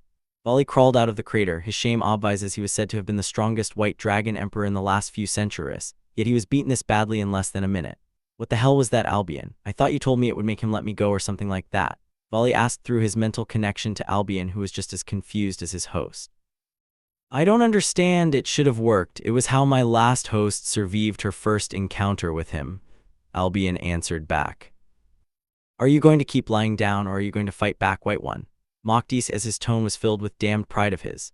He still hadn't moved from his place in the air, and neither had Volley from his dirt bed until he began to grin. I still have one trick left in me. I am who I'm about to await in a single instant. Issei had disappeared, then reappeared with his left arm through Volley's stomach, making him spit up blood. It's no fun if I just fight a mindless beast. Issei said with a cold and irritated tone, as he pulled his arm out of Volley and stood up looking down on him. Volley couldn't feel anything throughout his whole body, all besides this unnatural breeze that felt as if it was going through him, which it was. He felt his body slowly becoming weaker and weaker with each second that went by. His eyes slowly began to close, which he barely noticed, as all he could think about was, is this really it? His eyes closed completely, as did his breathing. Issei, you have just killed your second white dragon emperor, my second host, to die at your hands. I will have my revenge, mark my words, spoke Albion with an almost dead voice. I will be waiting for one that can fight and not just use cheap tricks. Issei mocked before turning to everyone else and unsummoning his armor and started walking towards them, mainly Rias. He reached her with a calm face, then bowed before her before transforming his body into his half-dragonic humanoid state that Kaneko and Gasper had seen earlier. I offer you the life of another white dragon emperor, my love. His voice sounded much deeper as well as rougher. Rias reached a hand out to his head, but before it could connect, the barrier around the school broke. Issei looked behind himself to find a young handsome man in Chinese armor holding the lifeless body of Vali in his arms. He was crying slightly, trying his best to keep in. They both made eye contact, in which the young man glared at Issei, whom only looked back saddest with his deed. The young man didn't say anything, as did many of the other people, and just teleported out of there. Issei looked back to Rias, waiting for her to continue with hopefully his reward, only to instant. Smark, he received a hard slap on his face. He just looked confused as to why he didn't get a reward but instead a punishment. Time skip orc building. Rias had sent everyone home after tonight's many and hard events. At least the three factions got a peace agreement, even more so with the discovery of a new faction called the Chaos Brigade. Rias had ordered Issei to stay, as he was to be imprisoned again as per the orders of the three factions for his overly aggressive handling of Vali. Issei, I hope you know that I am proud of you, and very happy that you've killed 2 white dragon emperors for me. But next time, wait until everyone else is gone. I have an amagni I must uphold, Rias explained to Issei, who had been put in a leash again and kneeling before Rias. I understand, I was just, caught in the moment and thought I should just do it right there and then. It wouldn't have felt as right or important if I did it after, He answered back with a friendly tone, trying to make her less angry than she already was. Rias just sighed as she raised her left leg, then kicked him in the face before then placing her foot on his crouch. Fine, you make a good point, but even so, don't ever do something like that in front of everyone again. Rias and Issei kept at this throughout the rest of the night, until both went into the bedroom in the orc building and slept together. The next morning, Rias, Sona and Issei all went to the park, locking up Issei for who knows how long this time. When Sona and Rias went back and arrived at the school, they weren't ready for who was waiting for them. In Rias' chair in the orc room sat none other than Azazel, the general governor of the fallen angels. Hey there, you brats, I have some announcements that I believe you would like to know about before your peerage is due. Care to take a seat? Asked Azazel as he looked at them with a cocky grin. Chapter 7 Train Ride. Inside Issei's prison. Right above the fountain of Kutown Park hangs a young man, at least by his looks, when he is much older than oldest human in history. His name is Issei Hyoudou, the strongest red dragon emperor in history, as he had now killed 2 white dragon emperors. A feat only one other red dragon emperor could claim to have done, thus this meant Issei was hereby the strongest one of them all. Only D-Drag in his prime was stronger than him, at least when they are talking within the same title, as D-Drag is the first red dragon emperor in history.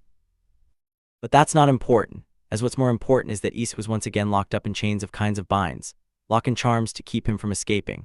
It was also used as a way to suppress his evil dragon urges. The same held true for the leash Aquin and Rias had on him most of the time, but to less of the same effect. Right now he was just hanging, feeling his limbs being pulled on slightly as well as them being held in uncomfortable places, making it hard for him to relax. Ooh, why do they keep fucking this up every time I am put in here? Now I'll have to try for next century or who knows how long to find the best way to stay like this. Such a pain. He spoke out into the empty room, or rather invisible room. This room was invisible to anyone on the outside. It could only be seen at a specific time at night or on a full blood moon, which happens to also be the worst time for any dragon. If they bath in a blood moon's light, they will become a lot more irritable. But an evil dragon just lost all reason and go on a killing spree. So if anyone was to go by at the current time, they wouldn't see him hanging over the fountain, neither would at the time when it becomes visible, as it only becomes visible to those with demonic magic. Very neat way of hitting him from their former and new enemies. I wonder how much time has gone past, maybe a year or 2. How would I know, since Rias seems to only really let me out when Sir Zech orders her to.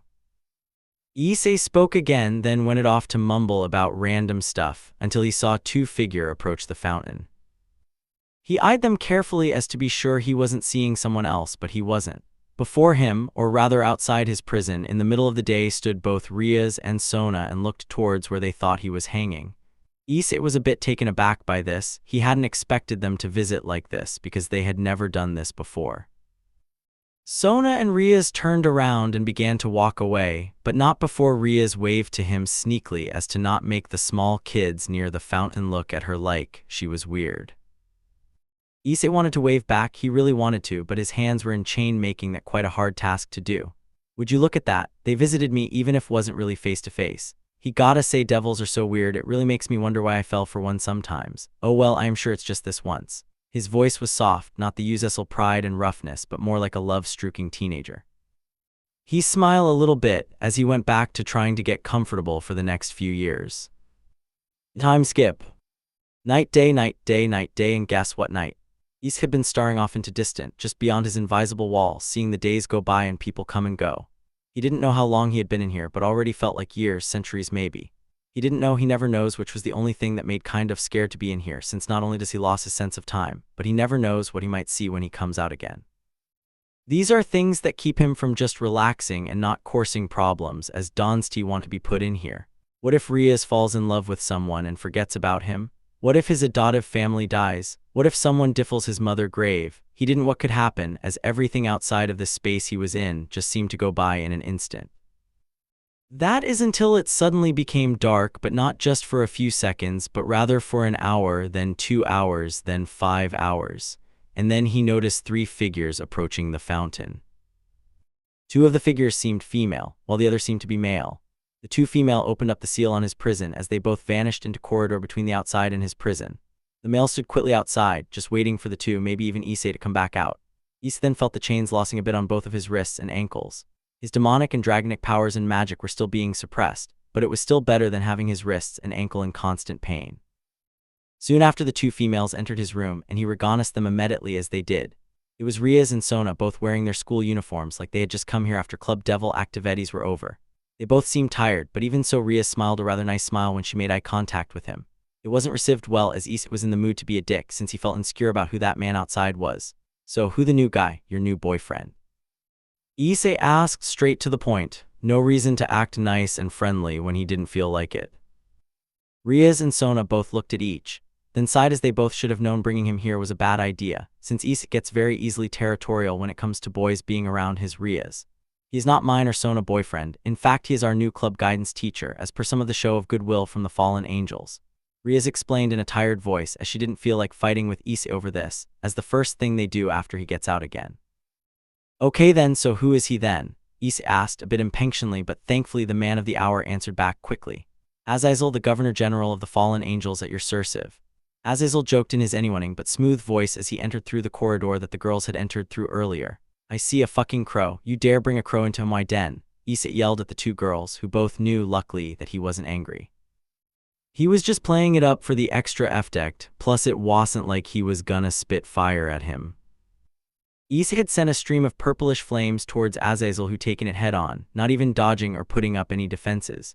Rias and Sona looked on worriedly, as they had thought all his powers were sealed in those chains. How is this possible? I thought all his magical powers were sealed, asked a confused Sona to Rias, who was just as surprised and confused at how this was possible. Oh, it's simple.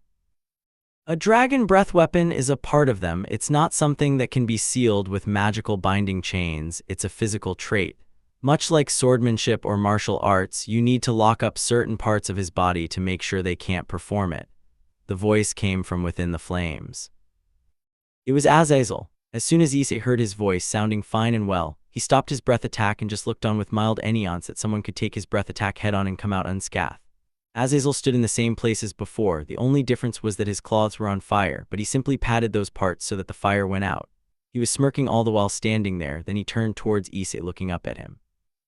It's an honor to meet you, Issei Hyoudou, son of Vritra. You may not remember me, but I was a witness to your fight with Volley. Azazel spoke as he looked calmly at the chained young man. So what do you want from me, Crow? Revenge for killing your comrade? Or maybe you just wanted to chat with me for shits and giggles? Issei asked, not wasting any time in asking what Azazel wanted from him. Azazel just shook his head, then looked back up with rather smirk face, which irritated Issei even more than he already was. I want you to train the user of the absorption line Genshuru Saji, said Azazel as he then procs to dodge the incoming breath weapon from Issei. I will not train a lowly human, and even more so one who wilds that bastard's sacred gear, Issei roared as his features struggled to change to his half-dragonic/humanoid form. Azazel just sighed as he now knew what Rias and Sona meant when they said, Issei and his father have a very rough relationship, as Issei hates him with all of his being while Vritra tries to reach out to him every once in a while with a new host. As Rias had said an hour early before they came here, geez, these kids are going to be hard to get along with. Not only Barakil's daughter, but also this kid. What have I got myself into? Azazel thought as he continued to dodge Issei's attacks with ease. Listen here, kid, I know you hate him, but you should know that you're one of the new Alinus trump cards. But since you're in here most of the time, makes it hard to fully utilize you since we needed permission of all 4 Mao. So I want you to train dragon-type Sacred Gears users, not just Sagi, so that we can have more trump cards ready. Azazel tried to explain, which seemed to have made Issei relax a bit, as he had stopped breathing fire. Issei closed his eyes as he began to think over what Azazel had said. Do you think he will do it? He seemed very stubborn on the whole, not wanting to train his father's host. Asked Azazel in low voice to the 2 heirs, who looked at each other, then back to Azazel. I believe if you were to give him something in exchange, he would most likely say yes, said Sona as she looked back to Issei, who was still in deep thought about the request Azazel had made. Azazel sighed as he began to think about what he could use as more bait to get Issei to say yes until it struck him. He would do the same as he would do to Rias Gremory. Well, Issei, if you say yes, then I'll you do something fun. What do you say? Asked Azazel in a mischievous way, while smirking in a way that made both of the heirs fear what he might be thinking. Issei opened his left eye, revealing it had been turned at a slit. His face held a small smirk as he felt whatever Azazel was going to say would hopefully be fun. What is it then, Crow? I don't have all day, so just spill it out. Issei asked in a bit of mischievous way, making the 2 heirs fear what these 2 might do. In conclusion, Azazel and Issei seemed to become a bit more friendly after this. The time skip trained to the underworld, devil territory. Oh, I can believe I am going to the underworld. As a former member of the church, this feels oddly sinful maybe. Zenovia was in her own little world as she was trying to determine her current situation. Everyone else were enjoying themselves in their train cart, playing cards, eating snacks, and just talking relaxingly with each other. This whole cart was for them, or rather for the Gremorys alone. But funny enough, the cart next to theirs was the Citri cart full with Sona Citri and her peerage, along with a hidden passenger. It was Issei whom was hidden in plain sight as a sculpture of Gaint Sea Serpent, which had been placed there as honoring peace to Seraphal Leviathan, as she was a Mao and former heiress to the Citri. Plus the fact that the Leviathan is Gaint and powerful serpent. Issei was cursing that damned Azazel for putting him there. Why couldn't have just sent me to the place in advance? He thought, as he was begging to develop back problems slowly by the uncomfortable postians he was in. At least it gave him a chance to spy on his victims, and to gather information on them he could use to battle them, since as he was told by both Azazel and Sona. Unlike Ria's peerage where you're all power types, my peerage focuses more ability and strategy. So I want you to spy on them and learn what their powers and weakness might be. As Sona had said, and he found nothing so far, and it had already been 3 hours on this damn train in this painful postian. But he had at least learned that they all seemed to be rather smart, so that was something at least. But how is knowing they're smart supposed to help me against them? What if I? No, right, I am not allowed to go over 10%, at least not until they began to become troublesome. Issei thought as he sighed as quickly as he could, since a white-haired girl was standing right in front of him and had been watching him for quite some time now. Hey Momo-chan, what are you looking at? Asked Sagi as he surprised the poor girl who had been absorbed by the fine craftsman's that was Issei's body in small his version of his true form. He was like 2 meters long, about 1/15 of his real size. She turned around to face Sagi with a blush on her face. Oh, nothing, it's really nothing. I am just rather interested by this sculpture, it's really pretty. Momo explained to Sagi, who also looked at Issei for a bit, then looked back to Momo. Yeah, it sure is, but I don't know about calling it pretty. It feels more like man, so wouldn't it be more right to call it handsome? Asked Sagi, making Issei silently praise him, not that he had minded being called pretty, but he was more happy that someone would call him handsome. Really? But isn't it supposed to represent Seraphal Leviathan-sama? So shouldn't also be a female like her? Asked Momo in a tone that made her sound like she thinking, which made Sagi put a hand to his chin as also began to wonder the same. I guess you might be right about that, so then I guess I should call her beautiful, Sagi said with a huge grin, which made Momo for unknown reason frown, then walk off a bit angrily. Leaving behind the internally laughing Issei, who had let the comment about him being female slip, and the confused Sagi behind. Later on, Sona and Azazel entered the cart, both looking over Issei to see if anything had happened, and something had happened. Sagi was praying to the sculptor about something like, "Don't strict me down, Seraphal-sama," and such stuff. The poor kid thought calling a sculptor beautiful was a bad thing. Issei was having blast with how stupid he was, so much so that he would go a little easy on him, even though he had called him Seraphal-sama for the last half hour. I see everyone is doing well. Good, for we will be entering the Citri territory soon, so I would like you all to prepare for departure, said Sona as her peerage all began to like a well-oiled machine to prepare for departure off the train. Issei did the same, but just differently as he slid her off the sculptor pedestal and into one of the nearby rooms. In there he could change his form into a bit large version of himself, as it takes a bit of time to fully grow into his true size. Sagi and Momo both noticed the sculptor a bit after. They were confused as to how it had just disappeared with no one noticing. Has anyone seen the sculptor that Saji was stopped as the train suddenly stopped in rather violent way. Many of the people in the cart all fell onto the ground. While many of them tried to regain composure, the door into the cart was opened as Azazel and Sona came running inside, both looking worried. Is everyone okay? Asked Sona, receiving many yes, as nothing major had happened. That's good to hear. I will be going up to ask about what's happened. You will all stay here and wait for me. Understood, asked Sona, receiving a yes president from all peerage members. She went out the door again with Azazel following behind her. Saji and Momo then both again after a bit began to look around for the sculptor. I wonder who or what took it, said Saji as he and Momo sat down on one of the couches, as they had both realized there was no need to look for it, since they would be off the train in a few minutes anyway. I don't either, but I guess it's not really our problem, though I would like to see it one more time. It was so pretty and well made, said Momo as she looked over to where Issei had stood for the last 4 hours or so. The train suddenly began shaking violently, making all of the people standing in the cart fall on the ground. Then a sudden and bright light consumed them all. They all felt like they were being transported off to somewhere else. Outside of Citri domain, dragon territory. They all opened their eyes to find themselves somewhere else. No well-designed cart, no comfortable coach, but worst of all, their king was nowhere to be found. Where are we? Screamed Saji as he stood up to get a better look around. What he saw just surprised him and confused him even more. First of all, they were in wide and rocky Carvarn, and their peerage wasn't the only one here. Rias' peerage was also here. But just like their peerage, Rias was also nowhere to be found. Hey, do you guys know what's going on? Asked Akino as the two groups had gotten up and gathered together. Tsubaki shook her head. No, we are as much in the blind as you are. If only Sona or Rias were here, said Tsubaki in a worried tone. I am sure they're okay, so let's focus on getting out of here and finding them, suggested Akino as she began to look around the place they had all been transported to. Tsubaki agreed with nod, then did the same. But before they could, they felt gaint shacks throughout the whole area. They all looked towards the direction where the shacks came from, and to their horror they saw 2 gaint horns attached to the head of purple dragon coming towards them. It was walking through the high walls of rock, but when it finally came into sight, they all began to worry as they saw its strong and quick humanoid body. A dragon? What is going on? Screamed Saji. The dragon stood still as it looked behind the group, who followed its gaze and saw a rather large forest behind them. But then they noticed that some of the trees were falling over and then were hit with a wave of incredible amount of bloodlust. You got to be kinding me. 2 dragon at once, spoke Saji as the head and neck of a gaint black serpent-like dragon rose out of the tree tops. The 2 dragons both stood still, as did the 2 peerages, as they were afraid of what they were supposed to do, until Akino came up with a plan. Tsubaki and the rest of Sona peerage take on the serpent-like dragon, while me and Rias peerage take on the purple one, Akino suggested. It took no time for Tsubaki to agree. Each of the peerages turned towards their dragons, whom both reacted as they began to move closer to them. Then they both reeled their heads back, a thing both of the peerage had learned what meant thanks that one incident with Issei. Evion get to safety, yelled both Akino and Tsubaki at the same time. A moment after, both deep orange and purple flames were shot towards the 2 groups, whom luckily enough had dodged out of the way. But they all knew this was only the start, and both groups began their counter-attack as soon as the dragons had stopped their breath weapons. Attack. Chapter 8, Azazel's Training Method. Underworld Dragon Territory, Citri Peerage.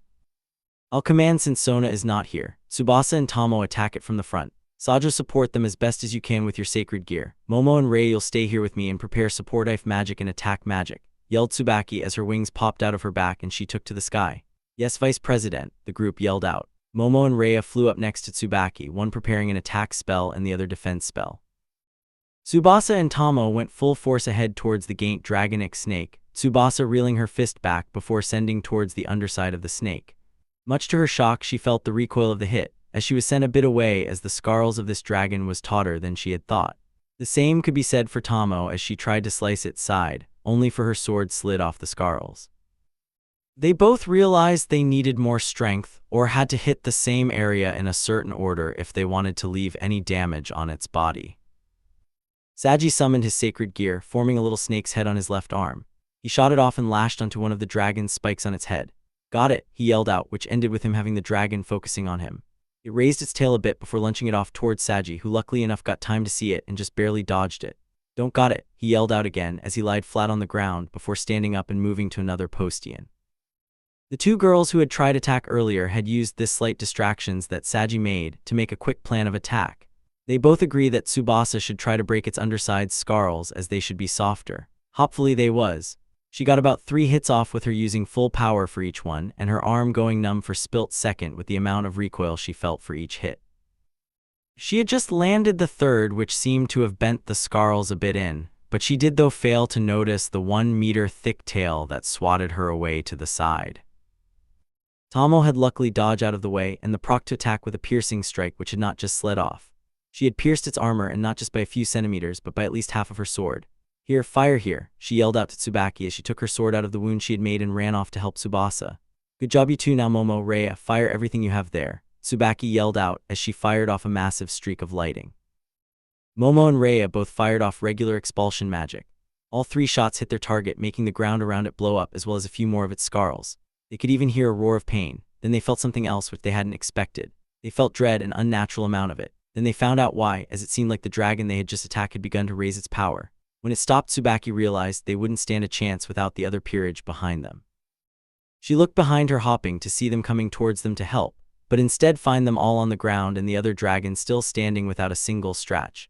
She couldn't think straight as she landed on the ground from how weak she felt at the sight of these giants coming towards her. The ground shook for every step the purple one took, while it carved in from the weight of the dragonic snake one coming from behind her. They both reeled their heads back, preparing another breath attack, until a figure flew down from the above. "Okay, that's enough, you two," a manly voice yelled out, sounding a bit disappointed. Tsubaki looked up to see who was their savior, only to see Azazel flying in the air talking with the purple dragon. Next to him flew both Rias and Sona, both looking worried before they both flew down to each of their peerages. Tsubaki barely understood what was going on, as she had just felt so much dread that she thought she was going to die. "Tsubaki, can you hear me? Are you okay?" Sona yelled as she was shaking Tsubaki's body, whom barely reacted to it, much less did any of her other teammates. All besides Tsubasa and Saji for some reason. "President, what the hell is this? Why were we sent here, and why are these dragons not killing us right now?" asked Tsubasa as she was helping Tomo over to the other members of Team Citri. She had not been affected like the others. Before Sona could answer that, Azazel had flown down between both peerages, with the 2 dragons moving over together next to each other. "Well, I have to say this was a pure show of how easy your masters have been with your training. It surprised me that Team Rias only lasted that long and that Team Citri didn't do any more planning outside of the basics." Azazel spoke, taking away people focus from the dragons and towards his comment about training. "This was training? What kind of training involves near death?" yelled Saji angrily, only for him to get 2 might and deep laughs from behind him where the 2 dragons stood. He turned to face them with an angry expression as he felt dragons had it easier, being born with all the power anyone could want. "What do you 2 lizards find so funny?" he yelled, not realizing how rude he was being. Luckily for him, these dragons didn't have too shallow pride, or at least they didn't right now, as his words didn't mean much to them. "It's just that you believe training to become stronger comes with pain, suffering, and sacrifice. That is not a good mindset for one with a dragon-type sacred gear," explained the dragonic snake in a voice Saji felt sounded familiar, but he didn't care enough to think too much about it. "And so what if I do?" he yelled back, this time receiving wise words from the purple and older one based on the sound of his voice. "Then your next month or so with the hatchling here will be pure hell." He half joked, but it sounded more like a threat than a joke. Luckily, before Saji could ask any more question, Kiba asked the big question. "Who are these 2 dragons? Normally no normal dragon would ever help with training devils or any race other than their own," Kiba asked, making both Azazel and the snake one smirk. Azazel flew up into the sky again, being just around the 2 heads of the dragons behind him. "Good question. Well, let me introduce to you, Tannen the Blazing Meteor Dragon King. And his best purple to date, your very own Issei Hyoudou," Azazel announced, to the shock of everyone but Sona and Rias, as they had green-lighted this idea. Both of the peerages stood with shocked faces. Mouth open wide and eyes too, that kind of shock expression. Issei just slipped out his forked tongue as he smiled with a mischievous grin. Tannen just stood and watched the many devils, feeling compelled to outmatch, as one would when they met a dragon king. "Do you mean to tell us we just fought a dragon king and served?" asked Akino, as she hadn't expected to be alive with this new information. "Why would you not be alive? I was only allowed to use 10%, while Issei could only use 20% at most, even though you did fail to do that," Tannen said as he turned towards Issei with angry look. Issei bent backwards with his long neck body, looking a bit scared under the gaze of his master. "Well, they became just a bit too much, so I thought why not give them more of fight. Besides, they almost broke one of my scars." That must speak for how much of a Tannen hit him on the hit, making Issei look down as he whimpered a bit. "Sorry, it won't happen again." was all he said as he kept his head down. Tannen just kept looking angrily at him. The many people on the ground and Azazel found this interaction to be quite entertaining, but before any of them could speak or gossip about it, Issei sent them all a death glare. Anyways, let's pack this whole thing up for now and get you kids back home. Training will begin tomorrow, Azazel said as the two peerages and dragons all nodded. Time skip underworld Citri territory. Inside the main mansion of the Citri family, in one of the many Guset rooms that had been prepared for the youngest daughter servants, lied Saji on an emperor-sized bed. He was exhausted after the near-death battle they had earlier, along with the looming comments about this being part of their training. He also felt angry at the way Azazel had talked about the way Sona trained him and the others, but he couldn't argue that he was wrong. Sona, just like Rias, were very nice and less intent on them training too hard, which was nice for the lazy Saji, but it also made him feel crap for not being strong enough to even land a single hit on some enemies. He twitched at the thought of that word enemies. What if that battle earlier had been real? Would Issei still have taken them on with restraint, or would he have them all killed within seconds? It terrified him to think about it, so much so that he didn't notice Sona walking inside his room. Saji, can we talk? Her sudden and soft voice caught him off guard, as well as her sudden appearance. He fell back on his back. Thankfully, the bed was soft as a cloud. Are you okay? Is this a bad time? Sona asked again as she was slightly cornered as she had watched Issei fight them and felt bad for them that they had fight him. Saji sat up straight a bit after and shook his head. No, I am fine, President. What do you want to talk about? He asked. His tone was a bit embraced by his previous actions. Just call me Sona for today, okay? I just wanted to check on you all, seeing as Issei went too far and has made poor Tsubaki scared of almost every painting containing a snake or serpent. Sona revealed, much to the surprise of Saji. He had noticed she was a bit more out of herself, especially at dinner as they had eaten. She had just looked at it with worry eyes half of the time. Oh really? I think I'm okay. Never mind, it's nothing, I am fine. Saji said, his voice having a slight bit of doubt in it, which Sona picked up on. She sat down next to him, looking at him worriedly, almost like an older sister. Are you sure? I had thought you have been the one most affected by the overwhelming dread he poured out. She asked as her worry was clear for him to hear. He sighed, then took in a deep breath. I am afraid of the thought of what if that battle too was real. It felt so one-sided when he began to attack with a bit more effort, but still every one of his attack felt lacking. Not in power, but more in how much it meant to him to win, like he didn't see us as a threat. Saji spilled out, much to the surprise of Sona. She understood what he meant. Her peerage and herself are more on the strategy side, meaning they worked towards a few heavy attacks with lighter attacks as build-up. But this time it didn't really go how they had planned. She had told Issei to learn their patterns, their strengths and weakness, but he either didn't care or didn't see them as enough of a threat. She had to give it to him. They weren't even when that attack hit. It had done any major damage as they had thought. It had only made him Eniane. I understand, Saji, but now you know the cap you and everyone else have to try to fill up, or else it will always stay like this. Sona sounded reassuring as she said that, like she believed they could reach that level of power. She did. She had to, or else realized her way of training them whilst helping them, but only holding them back. Her peerage may have lost the battle, but she fears that she lost them the battle before it even began. I will become stronger, even if I have to lose a limb. I'll go through Azazel training regime if it force for you and everyone else. Saji yelled as he had for some reasons got hyped up by Sona's small comment. Sona couldn't help but smile at her pawn's drive to grow stronger, but she also had a worried mind as she knew who was going to train him. I'll just let him have this for now, he'll find out tomorrow, thought Sona. As Saji had somehow forgot that Tanning had mentioned who was going to train him earlier. The next day, early morning. You're fucking kinding me. I'm going to be trained by that Fisco, screamed Saji as he was running down the halls away from his mentor, Issei, who was flying after him so that could get to the training area he had lent from Tannen. Yes, not get your ass back here or else, roared Issei as his features slowly turned more dragonic while still having a few humanoid traits in there. The others had been sent off a few minutes ago, as Azazel had sent them off to only he knows where. He had been at the Gremory territory earlier to send them off on their training as well. Now all that was missing was Saji. Which didn't take long in fact, as only a few seconds, a few more corners and the sound barrier being broken, and Saji was finally being flown away with by Issei in his huge dragonic hands. Geez, you have already mastered at least one of Vritra abilities, and it just had to be the worst one. Issei grumbled as he carried him off, or rather the remains of Saji, as he looked more like a caught prey than whatever Azazel had thought this was going to be. But that comment had gotten Saji a bit of hope up, as he felt a bit of a drive if he had already mastered one of Vritra's abilities. Which one, if I might ask? He asked with a dumbfounding interested, to which Issei answered with Eniane tone. His ability to run away from his duties, his most worthless ability in my opinion. Issei said, then continued to fly towards his destination with Saji, just feeling like deading in his claws. This is going to be a long month. Why did I say yes to this again? Was it just to beat some kids? Have I really fallen that low? Yeah, sounds like me. I'll just make the most of this somehow. I just that bastards Donsty try anything. Issei thought as he subconscious sped up, making Saji feel the skin on his face try to rip off him. Needless to say, the trip over there was the worst and most painful trip in Saji's whole life. He would from that day on, relied on his own wings instead of dragon ones. Chapter 9: Understand Your Powers. Unexplored territory of the underworld. Out in a vast and dry-up land of hard dirt, sand, and rocky terrain, where the only alive things are unmatched monsters and the remaining demons of a long-forgotten time, where winds that can rip almost any being apart in a matter of seconds, sat two people on the top of the tallest mountain in the whole territory. Both seemed to not mind the constant winds, rip their cloths apart slowly, or the growls of hungry monster below them. Of course they didn't, as why would two of the world's strongest race care enough to notice those beneath them?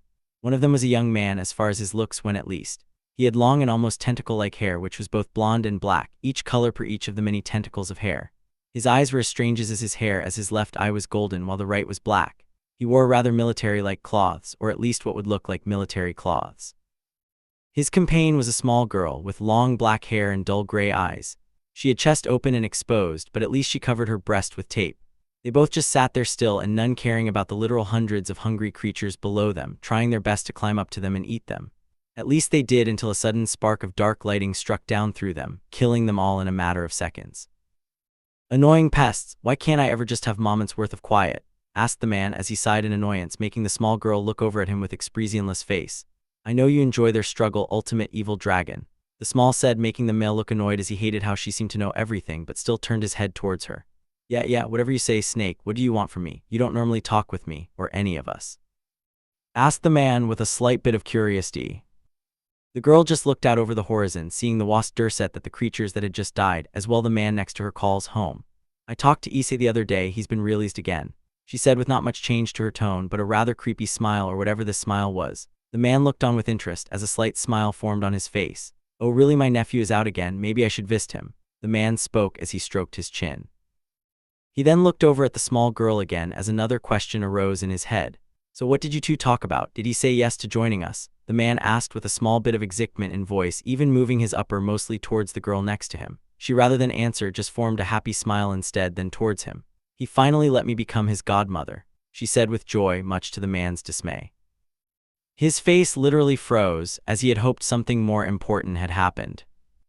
Then something else sprung alive in his mind. Who said you could be my nephew's godmother? He turned his whole body towards as an uncle-like rage built up inside him. Who said you could be his godmother? I am the only family his needs, you old bag of snakes, the man yelled. His yelling was so powerful that the wind stopped for a few seconds before returning. It even made the little girl be pushed away by a millimeter. Her happy smile returned to her emotional ones along with her whole aura. I asked him and he said yes, so your input is hereby unveiled. He is now my son even if he is over 20. The little girl proudly stated, much to man's dismay. His form began to slightly shift as his body began to grow in ways that made him less human but more dragonic. He stood proudly over 30 meters tall but got stopped by his sense as he sensed the very person he and the little girl had talked about. They both looked towards the directions of where they could feel the power. The man all slowly returned to his more human form and stood next to the little girl, who changed her form to that of a young woman. It seems he is back in the underworld. What's it been like, over a century? Asked the man as the woman nodded along with his statement. Shouldn't we go see him? I haven't seen him in ages. I want to see my nephew. The man tried to jump over the cliffside, but the woman caught him by his hair, making yelp a bit in pain. No, don't go yet. I can feel he is surrendered by devils. Let's wait for now. She spoke to the man, whom sensed the same as she had just spoken of, and stood calmly next to her again. Fine, but I will try to see him at least once in the following month. I am sure he had missed me being inside that cage. The man spoke as he crossed his arms as he just looked at the direction where Issei was at. I understand, I want to see him too, Crom. The woman spoke as she and the man both stood still there for a bit longer, before both of them teleported away to God only knows where. Underworld Dragon Territory. Underground in the Dragon Territory lies a long and connect mining systems, from when devils still own the area. Some of the mines are still in use, but it's under strict observation of underground dwelling dragons and tannin. But that's mostly on the borders of the two territories. But somewhere else in a much tighter space compared to the others, where only really devils or smaller dragons can move, could be heard screams of fear. A young blonde-haired reincarnated devil was running from his life, passing by torches, tunnels, railroads, and old signs. But why was he running? Well, because a rather large snake was chasing after him. It had been for about an hour now, where it would sometimes spit fire at him, making him have to dodge or turn a corner in hope that snake would have trouble with the sudden turn. But it didn't, as it seemed to enjoy his struggles. Saji was sweating all over. His face was begging to become bright red by how much air was inhaling then right after exhaling.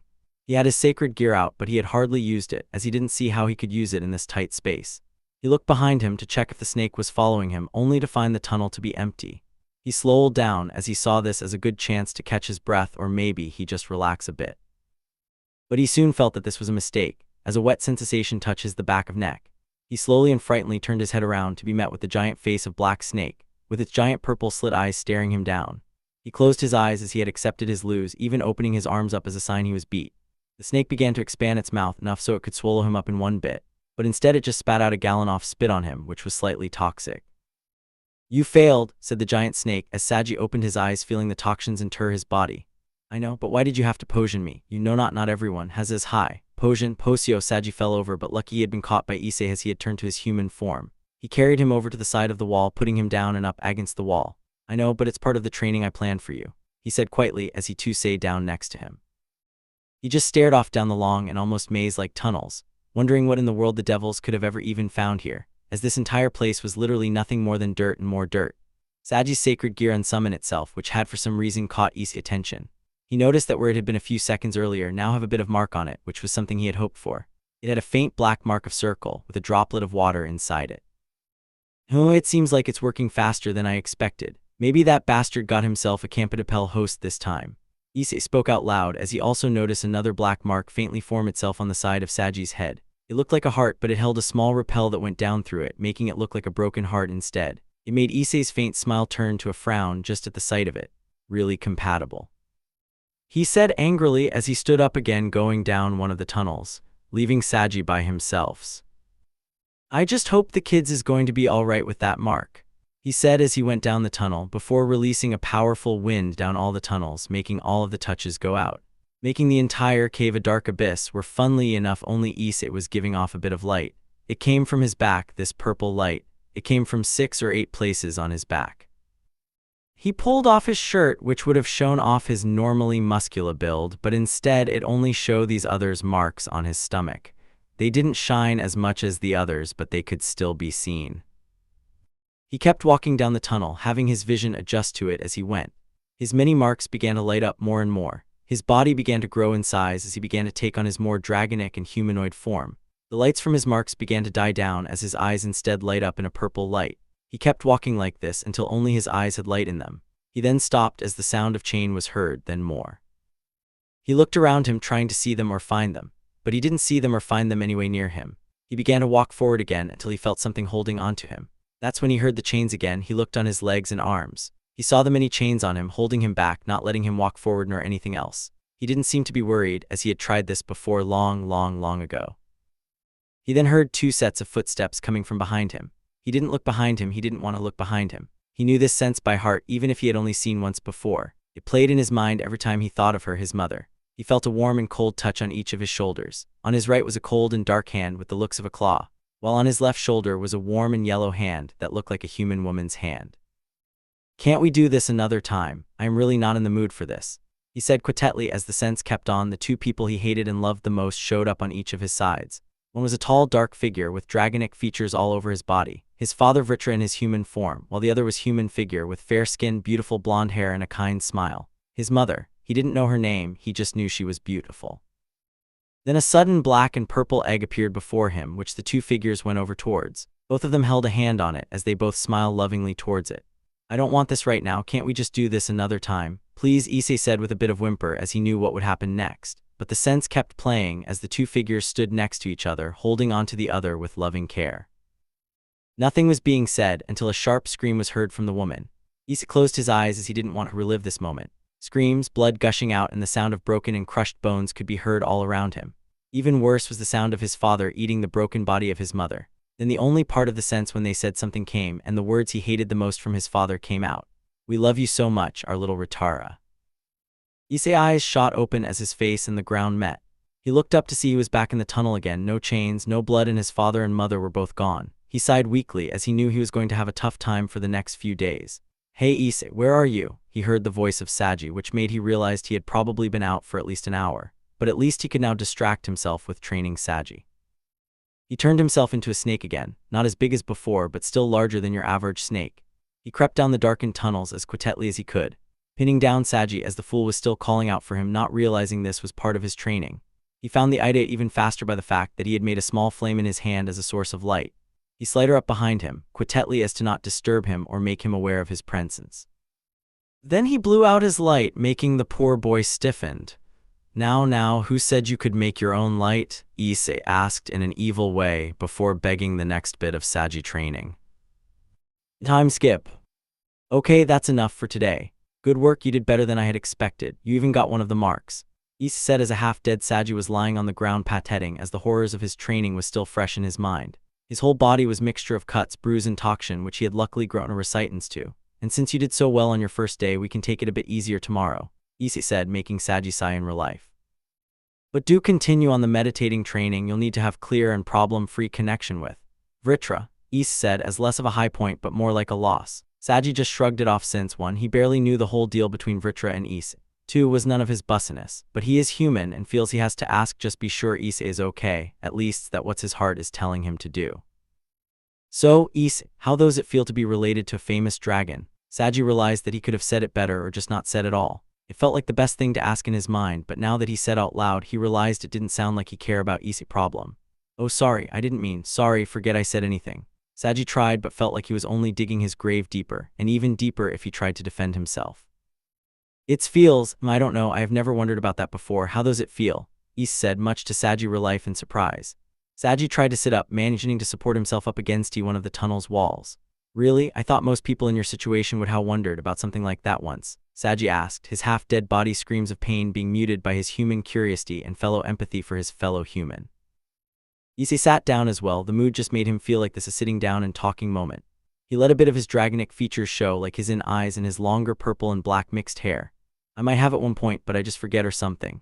I don't know, but I guess I feel a slight bit of pressure to be like him, I guess. You know how like dragons are seen as monsters and such?" Issei asked, making Saji nod his head as he was one of those people.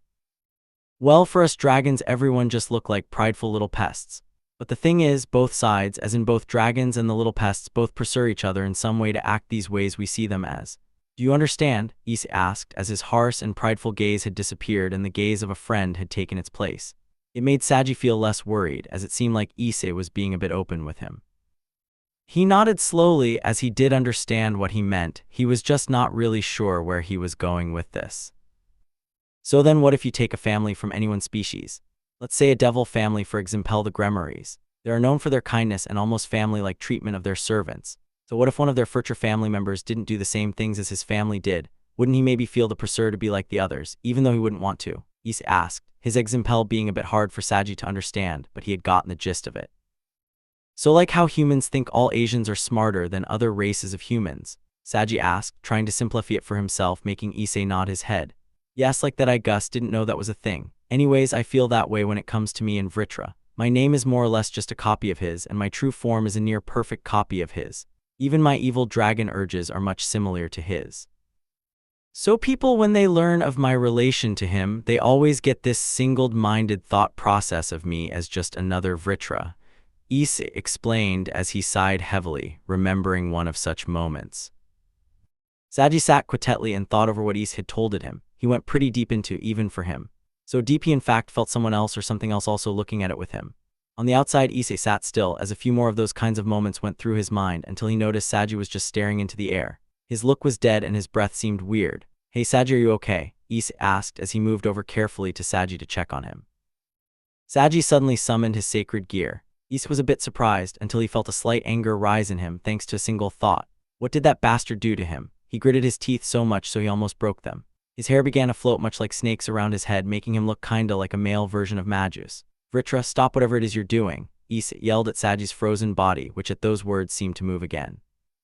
Saji began to breathe quickly, almost like he hadn't been breathing for a minute or two. "Saji, are you okay? What did he do to you?" Issei asked, as a slight bit of worry was shown with how he was trying to help Saji.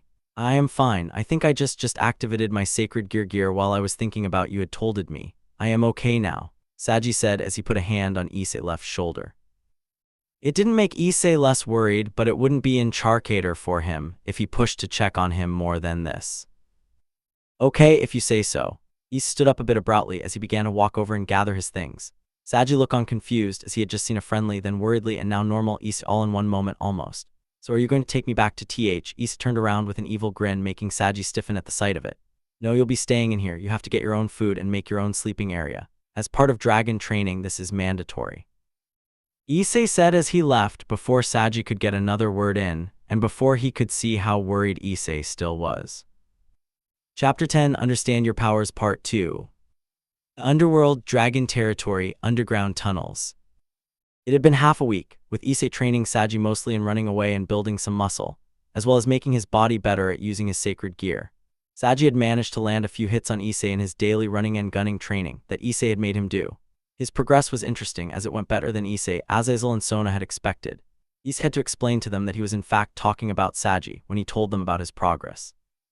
It had been so much of an unexpected thing that Azazel had to change his plans for Saji, so that Issei had to finish the basic part of the training for Saji in the first week, because he would be sent to Gregory for some upgrades and come back to the tunnels where Issei was to finish his training. So now at the dawn of the fourth day, Issei stood silently before Saji, who was in his running gear, a pair of shorts, a t-shirt and running shoes. Issei finally looked up, making eye contact with Saji, who twitched a bit at the sudden eye contact. Issei then smirked a bit, which made his fangs show. His body began to morph slightly as his parts of his human features disappeared and became more dragonic. Saji walked a bit backwards as he was not sure of what was happening, as normally Issei would give him a 10-second head start. He normally came in his true form and began a countdown.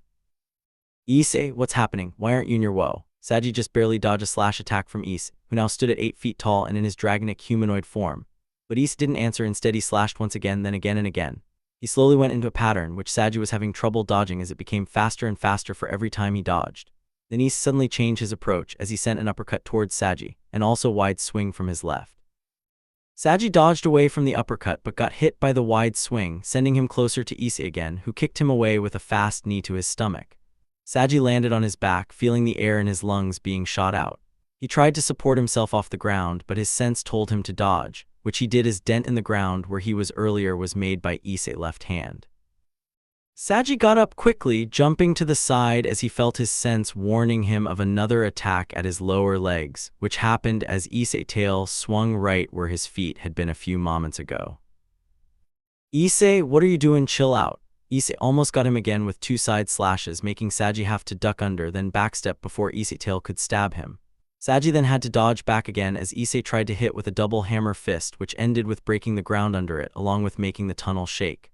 What am I doing? I am attacking you, you idiot. Now fight back already.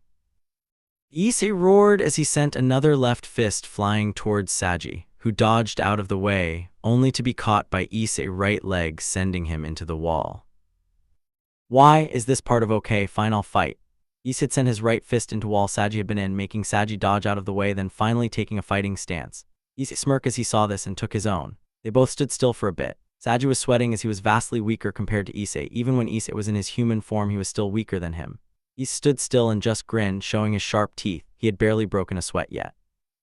A little drop of sweat rolled down the side of Saji's face, hanging onto his chin before falling off. Time slowed down as Saji raised his arms to defend himself, while Issei began to shot off on his clawed feet. When the drop landed, Issei was slashing, kicking and slamming at Saji's defense. Saji could feel that his arms were begging to give in by the light amount of blood he could feel on his arms, as well as the feeling of his bones slowly breaking. Issei held back a lot and Saji knew this, but even so this was still more than he could take. Come on Saji, try a little bit, use your sacred gear or something, Issei yelled as he kept his attack going at full force, which had begun to make Saji have to step backwards slowly. Saji could his left arm begging to give in as it felt heavier and heavier for every second. The side of his stomach began to hurt as well, as Issei had begun to deal out attack all over Saji's body. Saji could feel himself up against a wall, literally, as he could no longer step backwards. Issei stopped his onslaught, stepping a bit back, letting his arms hang down to his sides. Saji would move if he could, but his legs along with the rest of his body had taken more damage than he could handle. He felt onto his nest. He tried to support himself up against the wall, but it led to him falling onto his side. He couldn't feel his body, it was all numb. Issei stood there with a small grin, as his eyes looked a bit disappointed at how Saji had done with this. He turned around and waved his hand towards him. Saji could see someone in what looked like nun attire coming over. He couldn't see their face, but he could hear it was a girl by the sound of her voice. Issei and the girl talked a bit, before Issei moved to the side, letting the girl see what stat Saji was in. She rushed over and kneeled down before him, summoning 2 rings on her hands and began to envelop him in some green light. Issei, you really shouldn't go this far just because he seems promising, yelled the girl, whose voice sounded familiar to Saji, as he could finally feel his body again. Yeah, I know, Asia, but lucky I brought you along just for the slight chance that he wasn't prepared for it.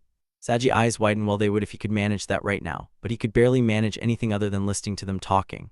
I am happy that you at least thought this could happen, but Sona and Rias Sama wouldn't be happy when they learn about this, Asia said in a tone Saji had never expected from the kind-hearted devil. It seemed like a mother talking to her teenage son. I know, and I plan to take that storm head-on when the times comes. Just heal the brat, okay? Issei hissed back as he crossed his arms, making his rather impressive amount of muscle show. Asia stopped her healing as she had done all she could, which had made poor Saji able to feel again. It also meant he could now feel the former pain in his body. All that pain and real life combined made him feel weirdly tired and sore all over, like he had just woken up from hard training day. Issei went over to Saji, helping him sit probable so that he would be in less pain. There you go, Saji, sorry for not telling you beforehand, but I needed to see if you could take action or defend yourself if I or someone else suddenly attacked you, Issei said, earning himself a harsh glare from Asia and a tired nod from Saji as he could barely think straight as his brain was still in a fight or flight state. Okay, just warn me next time. Thank the Maoist Asia was here. Wait, why is Asia here? Saji asked as he found some composure as his body didn't feel as bad anymore. Asia and Issei gave each other a quick look before Issei sighed and walked a bit down the tunnel before turning back with what looked like 3 bento boxes. Eat first, then I'll let Miss Argento explain her sudden presence after that. Got it, Issei ordered, which Saji agreed to right away as he knew it wouldn't be worth it to push for it now. And besides, he would get to know why no matter what, so what could be harm? Time skip after lunch. I tell you, Rias makes the best lunch. I swear I'll have her be my mate and marry her soon enough, so stop laughing, Saji, roared in slight intoxicated Issei, as his lunch had held a slight bit of magic in it to make him more open, something Rias hadn't put in. No, it was Azazel, but luckily for him, Issei didn't know yet and just thought Rias had done this for reasons. Sorry, I am not laughing, I just find it funny when you speak so openly about how much you love Rias Sama. It's admirable, Saji said as he looked down on his lunch, cursing slightly how unmanly he was being unable to do the same as Issei. Asia was also laughing a bit at Issei's expense, but Issei wasn't as he noticed Saji's slight gloom.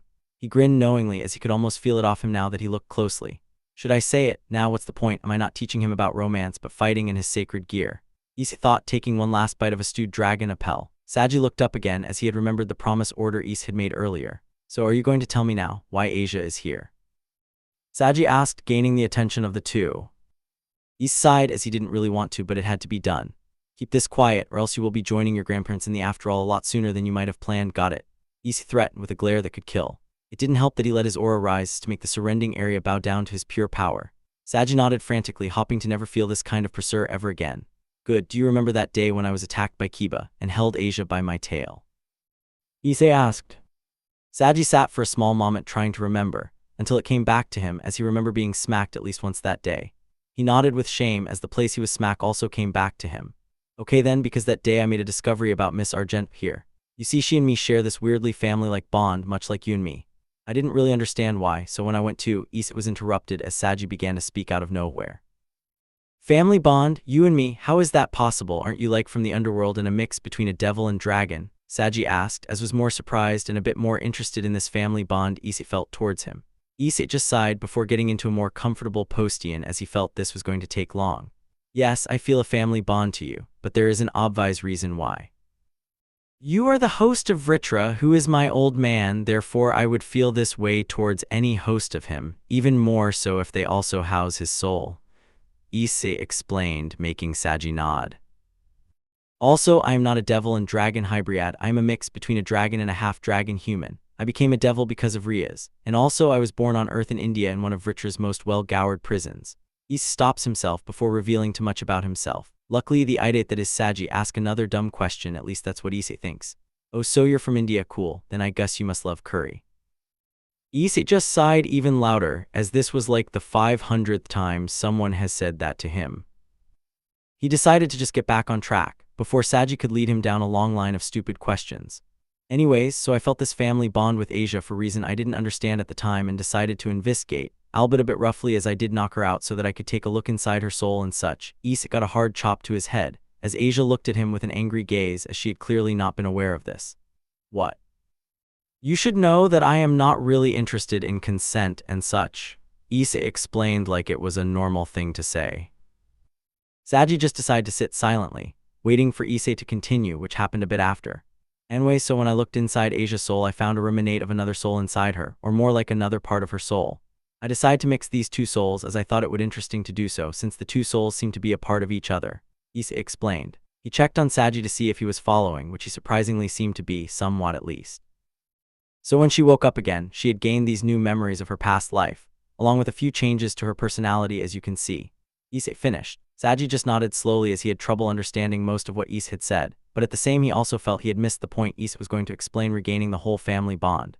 So I am just guessing here, but is Asia like related to you through this past life or version of her that you connected to her new self?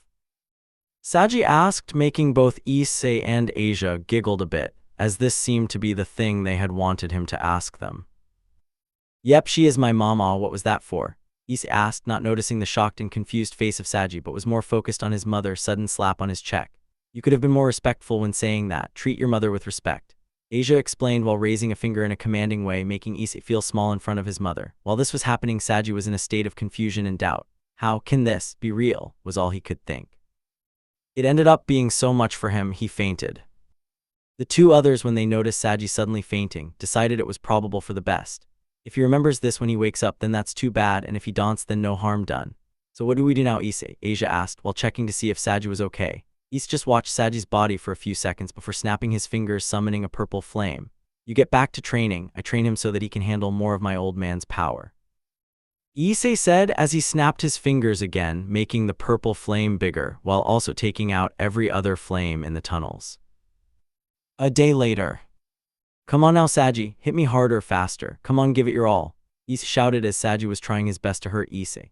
Saji threw his left fist as hard as he could, which Issei dodged, then returned his hit with a slash from his claws. Saji kicked him, making Issei have to take a step back and then take a fist to his shoulder. Issei sent a combination of slashes and kicks Saji away, who dodged almost every attack, only taking light damage. They had been at this for an hour now, with Saji slowly becoming better at attacking and dodging, but still nowhere as good as Issei, whom had to hinder himself a lot still. Saji made Issei have to move to his right, making him have slight gap between his arms and the tunnel's walls, which was Saji's plan. He sent a kick on Issei's left side, which Issei took and tried to hit back with his left arm, only to have stopped by Saji's right arm. Then Saji, even after taking a lot of damage, managed to throw Issei and turn the wall, making him couch out his spit from the hit. Saji smiled in victory still as he felt great pride for having outplayed Issei, making him let his guard down, which made him not notice Issei's right arm sliding across the rough stony wall of the tunnel. Saji felt an immense pain hitting him his left side of his stomach, sending him flying backwards. He managed to stay on his feet, but just barely. His left arm had a nasty scratch across as it had slid against the wall. Issei stepped into the middle of the tunnel, his body becoming darker for Saji to look at, as the lights behind him were being covered by his sheer size. Well done, Saji, I guess I'll have to kick it up a notch. Full scarl on, Issei spoke as his entire body became covered in scars, only the inner parts of his body were still just normal skin. He began to walk slowly towards Saji, who got on his legs. He could feel his legs shaking as the sense of fear and tiredness was begging to seep in. So are you ready for this, Saji, or are you going to quit now? Issei mocked, as he purposely stumped on the ground hard enough to break it under his feet. Saji swallowed, then let out a tired sigh before getting his arms in a fighting stance. He glared at Issei, whom looked back with joy until he noticed something new on Saji. His eyes, they had a slight hint of purple in them, along with slight change of his aura around him. It felt like a young dragon. Issei just began to grin as it showed how much Saji has grown in small amount of time. I won't give up, not yet at least. Not until I have learned all I can from you, lizard. Saji spoke in his determined tone Issei had ever heard. It made him look shocked, as he hadn't expected Saji to take this so seriously. And he hadn't expected him to mock him with that nickname. It made the battle-hungry part of him extremely happy that Saji had more or less given consent to beat the shit out of him. It also angered his pride as a strong dragon that he would mock with that nickname, and now he had to pay for his defiance. Suit yourself, but don't tell me I didn't give you a chance, Issei said as he suddenly leaped at Saji, who just barely blocked his attack with arms. He looked up to see Issei smiling like a madman, his eyes fully opened and watching him so closely. Then in a single second, Issei began to attack with a mix of slashes, strikes, kicks, and even a bit attack. Saji had to block, dodge, and counterattack more than he had ever had to before. But for every hit he took or landed, he could himself becoming stronger for every exchange of attacks. He didn't know why, but he felt happy fighting now, like it was something he had never known he would enjoy. It was thing he didn't understand how he could like fighting until Issei had told later on that day. As you grow stronger, so those your sacred gear. Even when you don't use it, it will become stronger. It will even sometimes make its host stronger without them using it. If you have noticed, I haven't made you use your sacred gear while we have been doing combat training, and it's because you'll need more training if I did, since your sacred's gear is a dragon type, but even worse, it's an evil dragon type. Issei explained. Saji nodded as he tried to understand more about his new powers and likes and dislikes. It will affect you in different ways than your average sacred gear. Many of the strongest sacred gears will all change their hosts slowly or over time so that they can better use and control their powers. And this even more true for dragon-type ones, as they will slowly change your whole body into that of a dragon's. You remember how I told you that I am 25% devil? Issei asked, which Saji nodded to, not really understanding where he was going with this. Well, that's how much of a devil I used to be. I am more like 10% or 14% these days, the rest being evil dragon. Issei explained as he suddenly summoned his sacred gear, the boosted gear. And it's all because of D-Drag, as he keeps trying to change parts of my body into a dragon's one, but thanks to my heritage, it will all turn into evil dragon DNA instead. Issei spoke with a bit less life in his tone as he looked darkly down one of the tunnels. Saji sat quietly and watched him do so. Inside Saji, many emotions and thoughts were going through his head, but the most obvious one was his fear. Fear that Issei would become evil or turn towards evil, or be forced into it by everyone around him. So you're trying to say you're becoming more evil every time you use your sacred gear? Asked Saji, receiving a slow nod from Issei. Saji looked down as he felt bad for him, wishing he could help him. Even if he was bastard sometimes, he was still a good person, right? I'm not alone in this, as Vritra is turning you slowly into an evil dragon as well. We're both becoming evil. Issei spoke, making Saji look up to see Issei still looking down the long dark tunnel. It made him stiffened up as if he was frozen over with a spell. He felt so afraid of what this could mean for him, even more so what it could mean to those around him. But don't worry, you'll probably be dead by the time you become a real threat, and if not then I'll come and take you with me. Issei said while still looking away. Saji didn't know how to feel, but he knew his fear had become smaller, if not just a bit easier to deal with. Thank you, Issei.